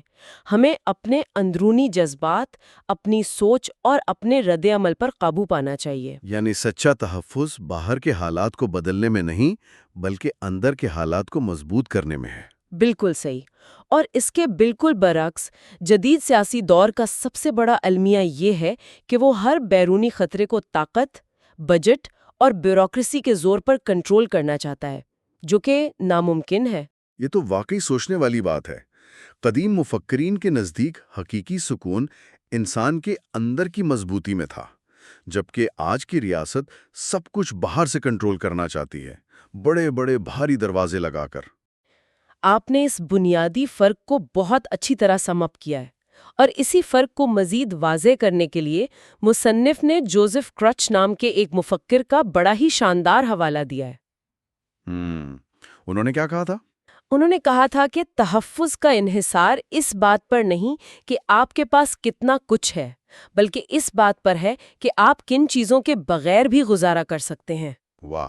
جدید دور کی پالیسی ہمیں یہ بتاتی ہے کہ ہم جتنے زیادہ پہرے دار بٹھائیں گے، جتنے زیادہ ہتھیار خریدیں گے، ہم اتنے ہی محفوظ ہوں گے۔ لیکن سٹوئزم ہمیں یہ حقیقت یاد دلاتا ہے کہ سچی آزادی خوف سے بے نیاز ہونے میں ہے، خوف کے آگے گھٹنے ٹیکنے میں نہیں۔ کیا کمال کی سوچ ہے! ہم نے جدید دور میں ہوائی اڈوں پر، سرحدوں پر، سڑکوں پر سیکیورٹی کے اتنے کڑے پہرے لگا دیے ہیں اور یہ فرض کر لیا ہے کہ بس اب ہم محفوظ ہو گئے۔ لیکن حقیقت میں ایسا ہوتا نہیں ہے۔ بالکل، حقیقت میں سچا تحفظ ان بیرونی پہروں سے ہرگز نہیں آتا، وہ تو اندرونی بے نیازی اور خطرات کا آنکھوں میں آنکھیں ڈال کر بہادری سے سامنا کرنے میں ہے۔ صحیح کہا آپ نے۔ اور میرا خیال ہے کہ یہی وہ مقام ہے جہاں آ کر ہماری آج کی یہ ساری بحث ایک دائرے کی صورت میں واپس آپس میں جڑ جاتی ہے۔ ہاں، ہم نے جہاں سے شروع کیا تھا۔ بالکل، ہم نے شروع میں بات کی تھی کہ جنگ کس طرح ایک جذباتی ابال نہیں بلکہ ایک ٹھنڈی بیوروکریٹک مشین ہے۔ پھر ہم نے سمجھا کہ کیسے وہ مشین ٹیکس اور قوم پرستی کا سہارا لے کر خود کو زندہ رکھتی ہے۔ اور آخر میں ہم نے دیکھا کہ یہی ریاستی مشینری خوف اور خطرات کا جواز بنا کر سیکیورٹی کے نام پر معاشرے کی آزادیاں چھین لیتی ہے۔ صحیح، یہ سب دراصل ایک بیوروکریٹک اور ریاستی زنجیر کی کڑیاں ہیں۔ جی بالکل، یہ ایک ایسا گہرا اور چشم کشا تجزیہ ہے جو سوچنے والوں کو مجبور کرتا ہے کہ وہ اپنے ارد گرد کی ان اندیکھی زنجیروں کو محسوس کریں اور محض جذبات اور سیاسی نعروں میں بہہ جانے کے بجائے ان حقائق کا ٹھنڈے دماغ سے جائزہ لیں۔ بالکل صحیح۔ اس تفصیلی جائزے نے ہمارے سامنے جدید ریاستی نظام کی جو تلخ تصویر پیش کی ہے وہ واقعی دیر تک سوچنے پر مجبور کرنے والی ہے۔ لیکن اس گفتگو کو سمیٹتے ہوئے آج کے اس مواد کی بنیاد پر میں ایک نیا خیال اور ایک نیا زاویہ یہاں چھوڑنا چاہتا ہوں۔ اچھا، وہ کیا؟ دیکھیں، آج ہم نے بات کی کہ کیسے انسانوں کا ٹھنڈا حساب کتاب اور بیوروکریسی جنگوں کو چلاتی ہے، لیکن ذرا سوچئے، ہم تیزی سے ایک ایسے مستقبل کی طرف بڑھ رہے ہیں جہاں یہ سب کاغذی فائلیں اور فیصلے انسانوں کے بجائے آرٹیفیشل انٹیلیجنس اور الگوریدمز کے حوالے کیے جا رہے ہیں۔ اوہ، یہ تو ایک بالکل ہی الگ اور خوفناک سمت ہے نا؟ جب لاجسٹکس، بجٹ اور تباہی کے فیصلے وہ مشین کریں گی جن میں سرے سے انسانی احساس کا کوئی وجود ہی نہیں ہے، تو کیا مستقبل کی جنگ 100% انسانیت سے آری نہیں ہو جائے گی؟ اگر انسانوں کی بیوروکریسی اتنی سرد مہر ہو سکتی ہے تو یہ جو مشینز کی بیوروکریسی ہوگی یہ ہمارے معاشرے اور آزادی کے ساتھ کیا کرے گی؟ یہ واقعی ایک انتہائی سنجیدہ سوال ہے جس پر ہمیں سوچنا ہوگا۔ بالکل، یہ وہ فکر انگیز سوال ہے جس کے ساتھ ہم آج کے اس گہرے جائزے کو یہیں روکیں گے۔ لیکن یاد رہے کہ پچھلے لیکچر سے جو ہماری یہ بحث شروع ہوئی تھی، جہاں ہم انفرادی آزادی اور جنگوں کی منطق پر بات کر رہے ہیں، یہ بحث ابھی مکمل نہیں ہوئی۔ ہاں، ابھی کافی کچھ باقی ہے۔ اگلے لیکچر میں ہم اسی کتاب کے اگلے باب پر تفصیلی بات کریں گے، جہاں انسانی تاریخ اور ان ریاستی رویوں کے مزید حیرت انگیز حقائق سے پردہ اٹھایا جائے گا۔ تب تک ان نظریات پر ضرور غور کرتے رہیے گا۔ مشہور مفکر بلیز پاسکل کا ایک بہت ہی دلچسپ اور گہرا کال ہے۔ انہوں نے کہا تھا کہ انسان اتنے لازمی طور پر پاگل ہیں کہ پاگل نہ ہونا محض پاگل پن کی ایک اور شکل ہوگی۔ باقی یہ بہت گہرا کال ہے۔ ہاں، اور اسی قول سے ہم آج کے اس تفصیلی جائزے کا آغاز کرتے ہیں۔ آج ہم اپنے ماخذ یعنی جو کتاب ہم پڑھ رہے تھے اس کے بالکل آخری اور حتمی حصے پر بات کریں گے۔ یہ اس پورے سفر کا ایک کنکلوسیو اینڈ ہے۔ بالکل، آج ہم اس ٹاپک کو کمپلیٹلی ریپ اپ کریں گے۔ اور آج کا ہمارا جو مین مشن ہے وہ یہ سمجھنا ہے کہ آخر انسان جس چیز کو غیر فطری یا پاگل پن کہتا ہے اس کی اصل حقیقت کیا ہے۔ صحیح۔ اس سوال کی گہرائی میں جانے سے پہلے ہمیں اپنے ارد گرد کے معاشرے کے جو طے شدہ پیمانے ہیں ان پر غور کرنا ہوگا۔ اچھا۔ ہاں، مطلب اگر ہم اپنی روزمرہ کی عام زندگی کو ایک مختلف زاویے سے دیکھیں تو بات بہت واضح ہو جاتی ہے۔ صحیح کہہ رہے ہیں آپ۔ فرض کریں ایک ایسی بیماری ہے جس میں پوری کی پوری آبادی روزانہ ٹھیک ایک ہی وقت پر الارم کی آواز سے اٹھتی ہے، پھر وہ سب ایک ریوڑ کی طرح ایک ہی سمت میں ٹریفک میں پھنس کر سفر کرتے ہیں۔ اوہ بالکل، اور پھر پورا دن چمکتی ہوئی رنگین اسکرینوں کے سامنے بیٹھے رہتے ہیں۔ ہاں، اور شام کو تھک ہار کر واپس آتے ہیں، کچھ دیر ٹی وی دیکھتے ہیں اور پھر سو جاتے ہیں۔ یہ سلسلہ دہائیوں تک بغیر کسی تبدیلی کے چلتا رہتا ہے۔ یہ تو سچ میں ایک عجیب منظر لگتا ہے اگر کوئی باہر سے دیکھے۔ ہے نا؟ اگر کوئی ایلین آ کر اسے دیکھے تو شاید اس بیماری کا نام نارمل لائف رکھے، لیکن ہمارے معاشرے کا المیہ یہ ہے کہ اس مسینی زندگی سے ذرا سا بھی ہٹ جانے کو ہم فوری طور پر پاگل پن قرار دے دیتے ہیں۔ واقعی یہ مثال اس بات کی بہترین عکاسی کرتی ہے کہ ہمارا ذہن توقعات کا کتنا پابند ہے۔ اگر ہم اپنے ذہن میں ایک منظر بنائیں، جیسے ایک عظیم قدیم لائبریری جو آہستہ آہستہ جدید نیورل پاتھ ویز کی چمکتی تصویروں میں بدل رہی ہوں، واو، کیا ویژول ہے! تو یہ اس بات کا اشارہ ہے کہ ہمارا آج کا سفر تاریخ کے قدیم صفحات سے ہوتا ہوا جدید نیورو بایولوجی کی باریکیوں تک جائے گا۔ تو اس سفر کا آغاز تاریخ سے ہی کرتے ہیں، کیونکہ انسان کا ماضی ہی اس کے حال کو سمجھنے کی سب سے بڑی چابی ہے۔ صحیح بات ہے۔ پرانے زمانے کے جو قدیم نقشے ہوتے تھے نا، ان میں سمندر کے نامعلوم حصوں پر واضح لکھا ہوتا تھا کہ یہاں مانسٹرز بستے ہیں۔ ہاں، ہیئر بی مانسٹرز۔ بالکل۔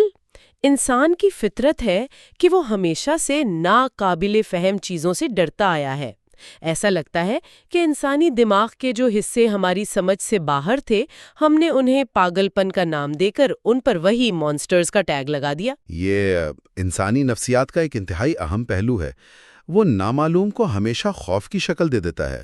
لیکن یہاں جو بات حیران کن ہے وہ یہ کہ تاریخ میں ہمیشہ ایسا نہیں تھا۔ اچھا، یعنی ہمیشہ پاگل پن کو برا نہیں سمجھا گیا؟ نہیں، بالکل نہیں۔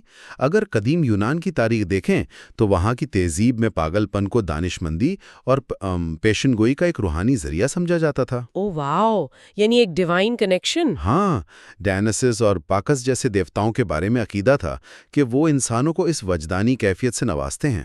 اس دور میں ایک مجذوب کو سوسائٹی سے نکالا نہیں جاتا تھا، بلکہ اس کی باتوں میں دیوتاؤں کی آواز تلاش کی جاتی تھی، رائٹ؟ صحیح پکڑا آپ نے۔ پھر وقت گزرا اور 20ویں صدی کے ایک بہت مشہور فرانسیسی فلسفی تھے مشل فوکو۔ انہوں نے اس پر ایک تہلکہ خیز نظریہ پیش کیا۔ آئیے اس کو ذرا کھول کر دیکھتے ہیں۔ فوکو کا کیا کہنا تھا؟ فوکو کا ماننا تھا کہ پاگل پن دراصل معاشرے کے طاقتور طبقے کا بنایا ہوا ایک معاشرتی تصور ہے۔ یعنی انہوں نے طے کیا کہ نارمل کیا ہے تاکہ جو فٹ نہ آئے انہیں کنٹرول کیا جا سکے۔ یہ بہت ڈیپ پوائنٹ ہے، لیکن جب ہم فوکو کے اس نظریے کو ماضی کے چھوٹے گاؤں کے حوالے سے دیکھتے ہیں تو ایک الجھن پیدا ہوتی ہے۔ وہ کیسے؟ دیکھیں، زراعت پر مبنی ان قدیم گاؤں میں تو ایک ایسا شخص ہمیشہ ہوتا تھا جسے ولیج ایڈیٹ یا گاؤں کا دیوانہ کہا جاتا تھا۔ ہاں، بالکل ہوتا تھا۔ لوگ اسے کھانا بھی کھلاتے تھے، اس کی حرکتوں کو برداشت بھی کرتے تھے۔ تو پھر اچانک ایسا کیا بدلا کہ اس دیوانگی کو سوسائٹی کے لیے ایک خطرہ سمجھا جانے لگا؟ اس تبدیلی کی بنیادی وجہ تھی معاشرے کا صنعتی یعنی انڈسٹریل اور کمپلیکس ہو جانا۔ جب آبادی چھوٹے گاؤں سے نکل کر شہروں اور کارخانوں میں آئی تو زندگی بہت تیز ہو گئی۔ اچھا، یعنی وقت کی پابندی اہم ہو گئی۔ ہاں، زراعت میں وقت کی پابندی اتنی اہم نہیں تھی، لیکن صنعتی دور میں معاشرتی تنابنا بہت نازک ہو گیا۔ آج کے دور کی مثال لیں، انسان بھاری مشینری چلاتے ہیں، ہوائی جہاز اڑاتے ہیں اور عالمی معیشت مینج کرتے ہیں۔ بالکل۔ ایسے گندھائے ہوئے نظام میں کسی بھی بے قابو رویے کو کھلی چھوٹ دینا پورے نظام کو تباہ کرنے کے برابر تھا۔ اس لیے شہری معاشرے نے ایسے رویوں کو برداشت کرنا چھوڑ دیا۔ صحیح، گاؤں کے دیوانے سے لے کر شہروں کی پیچیدگی تک تو بات سمجھ آتی ہے۔ یہاں بات واقعی بہت دلچسپ ہو جاتی ہے، کیونکہ جب سوسائٹی نے پاگل پن کو برداشت کرنا چھوڑا تو حل میڈیسن میں تلاش کیا گیا۔ ایگزیکٹلی۔ میڈیکل سائنس نے انٹری لی۔ کچھ فزیولوجی، کیمسٹری اور دماغ کی باریک تاروں کا کمال ہے۔ یہ واقعی سائنس کا ایک بڑا شفٹ تھا۔ ہے نا؟ مطلب ہر جذبہ اور ہر کیفیت صرف ایک کیمیکل ایکویشن بن کر رہ گئی۔ اور یہی وجہ ہے کہ جب ہم میڈیکل ورلڈ کی طرف دیکھتے ہیں تو ایسی بیماریاں ملتی ہیں جو اس کیمیکل ڈیپینڈنس کو ٹھیک ثابت کرتی ہیں۔ جیسے ماخذ میں کسی سنڈروم کا ذکر تھا۔ ہاں، مثال کے طور پر کوٹارڈ سنڈروم۔ اس حالت میں مریض کو لگتا ہے کہ اس کے جسم کے حصے غائب ہو گئے ہیں یا وہ خود گزر چکا ہے۔ Wait, really? اسے لگتا ہے وہ مر چکا ہے۔ بالکل۔ اب سائیکالوجی شاید اسے کسی گہرے خوف سے جوڑے، لیکن بایولوجی اس کی وضاحت صاف کرتی ہے۔ دماغ میں ایک حصہ چہروں کو پہچانتا ہے اور ایک حصہ امیگڈلا جذبات پیدا کرتا ہے۔ صحیح۔ کوٹارڈ سنڈروم میں ان دونوں کے درمیان کا نیورل کنیکشن ٹوٹ جاتا ہے۔ جب وہ آئینے میں خود کو دیکھتا ہے تو پہچان لیتا ہے، پر جذبہ محسوس نہیں ہوتا۔ او واو! یعنی اس کا لاجک اسے کہتا ہے کہ اگر میں خود کو دیکھ کر زندہ ہونے کا احساس نہیں کر پا رہا تو یقیناً میں مر چکا ہوں۔ ایگزیکٹلی، وہ اپنی موت کا اعلان کر دیتا ہے۔ اسی طرح ٹوریٹ سنڈروم کو دیکھ لیں، جس میں مریض عجیب آوازیں نکالتا ہے یا نامناسب الفاظ ادا کرتا ہے، جس پر اس کا کوئی کنٹرول نہیں ہوتا۔ ہاں، یہ کوئی روحانی قبضہ نہیں ہے، بلکہ دماغ کے بیزل گینگلیا اور ڈوپامائن کے اتار چڑھاؤ کا نتیجہ ہے۔ صحیح۔ اور ایک کورو سنڈروم کا بھی ذکر تھا سورس مٹیریل میں، رائٹ؟ مشرقی ایشیا والا۔ ہاں، کورو سنڈروم میں نوجوان مردوں کو شدید وہم ہو جاتا ہے کہ ان کے جنسی اعضاء سکڑ کر جسم کے اندر دھس رہے ہیں۔ یہ تو بہت ٹیریفائنگ لگتا ہے۔ سائیکیٹری کہتی ہے کہ یہ شدید ثقافتی خوف یعنی کلچرل اینگزائٹی کا نتیجہ ہے، جو اچانک ایڈرینلن کا طوفان برپا کر کے دماغ کا پرسیپشن بالکل بدل دیتا ہے۔ یعنی ان سب امراض میں بنیادی کردار صرف کیمیکل امبیلنس کا ہے۔ یہ سب تو سمجھ آتا ہے، لیکن یہاں ایک اہم سوال اور تھوڑا سا پش بیک ذہن میں آتا ہے۔ جی پوچھیں۔ اگر ہر عجیب رویہ صرف اور صرف ایک اکیلے دماغ کی کیمیکل خرابی ہے تو ہم میس ہسٹیریا کو کیسے سمجھیں گے؟ ہمارے ماخذ میں 17ویں صدی کے ڈانسنگ مینیا کا ذکر ہے، ہاں، ڈانسنگ مینیا۔ جس میں لگاتار دیکھا دیکھی پورا گاؤں ناچتا رہتا تھا، یہاں تک کہ لوگ تھک کر مر جاتے تھے۔ انہیں لگتا تھا کسی زہریلی مکڑی نے کاٹا ہے۔ صحیح۔ تو میرا سوال یہ ہے کہ ایک انسان کا دماغی تار ٹوٹنا تو سمجھ آتا ہے، پر پورے گاؤں کے تاروں کا ایک ہی وقت میں ٹوٹنا کیسے ممکن ہے؟ اور ایک اور مثال، آگتا کرسٹی کا فیوگ سٹیٹ۔ ہاں، ان کا وہ مشہور واقعہ جب وہ غائب ہو گئی تھی۔ بالکل، وہ اپنی آئیڈینٹی کھو کر بے مقصد سفر پر نکل گئیں، ٹرین میں سفر کیا، ہوٹلز میں رکیں اور مہینوں بعد ہوش میں آئیں۔ کیا یہ واقعی محض کیمیکل شارٹ سرکٹ ہے یا کسی شدید دباؤ کا شکار دماغ کا فرار کا طریقہ؟ یہ بہت زبردست سوال ہے۔ اصل میں یہ ماڈرن سائیکیاٹری کے سب سے بڑے امتحان کو اجاگر کرتا ہے، لیکن سائنس کے نزدیک ٹراما اور برین کیمسٹری دو الگ چیزیں نہیں ہیں۔ اچھا، وہ کیسے جڑے ہوئے ہیں؟ جب ایک معاشرہ شدید خوف یا قحط کا شکار ہوتا ہے، جیسے 17ویں صدی میں لوگ تھے، تو ان کے اجسام لگاتار سٹریس ہارمونز پیدا کرتے ہیں، خاص طور پر کورٹیسول۔ اور وہ کیمسٹری بدل دیتا ہے۔ بالکل۔ ماس ہسٹیریا دراصل انسٹریسڈ برینز کا ایک جیسا رد عمل ہوتا ہے۔ دوسرے کی وحشت دیکھ کر آپ کے اپنے مرر نیورونز فائر کرتے ہیں اور ڈوپامین کا توازن اتنا بگڑ جاتا ہے کہ دماغ کنٹرول کھو دیتا ہے۔ مطلب وہ کنٹیجس بن جاتا ہے نیورو کیمیکلی۔ صحیح کہا۔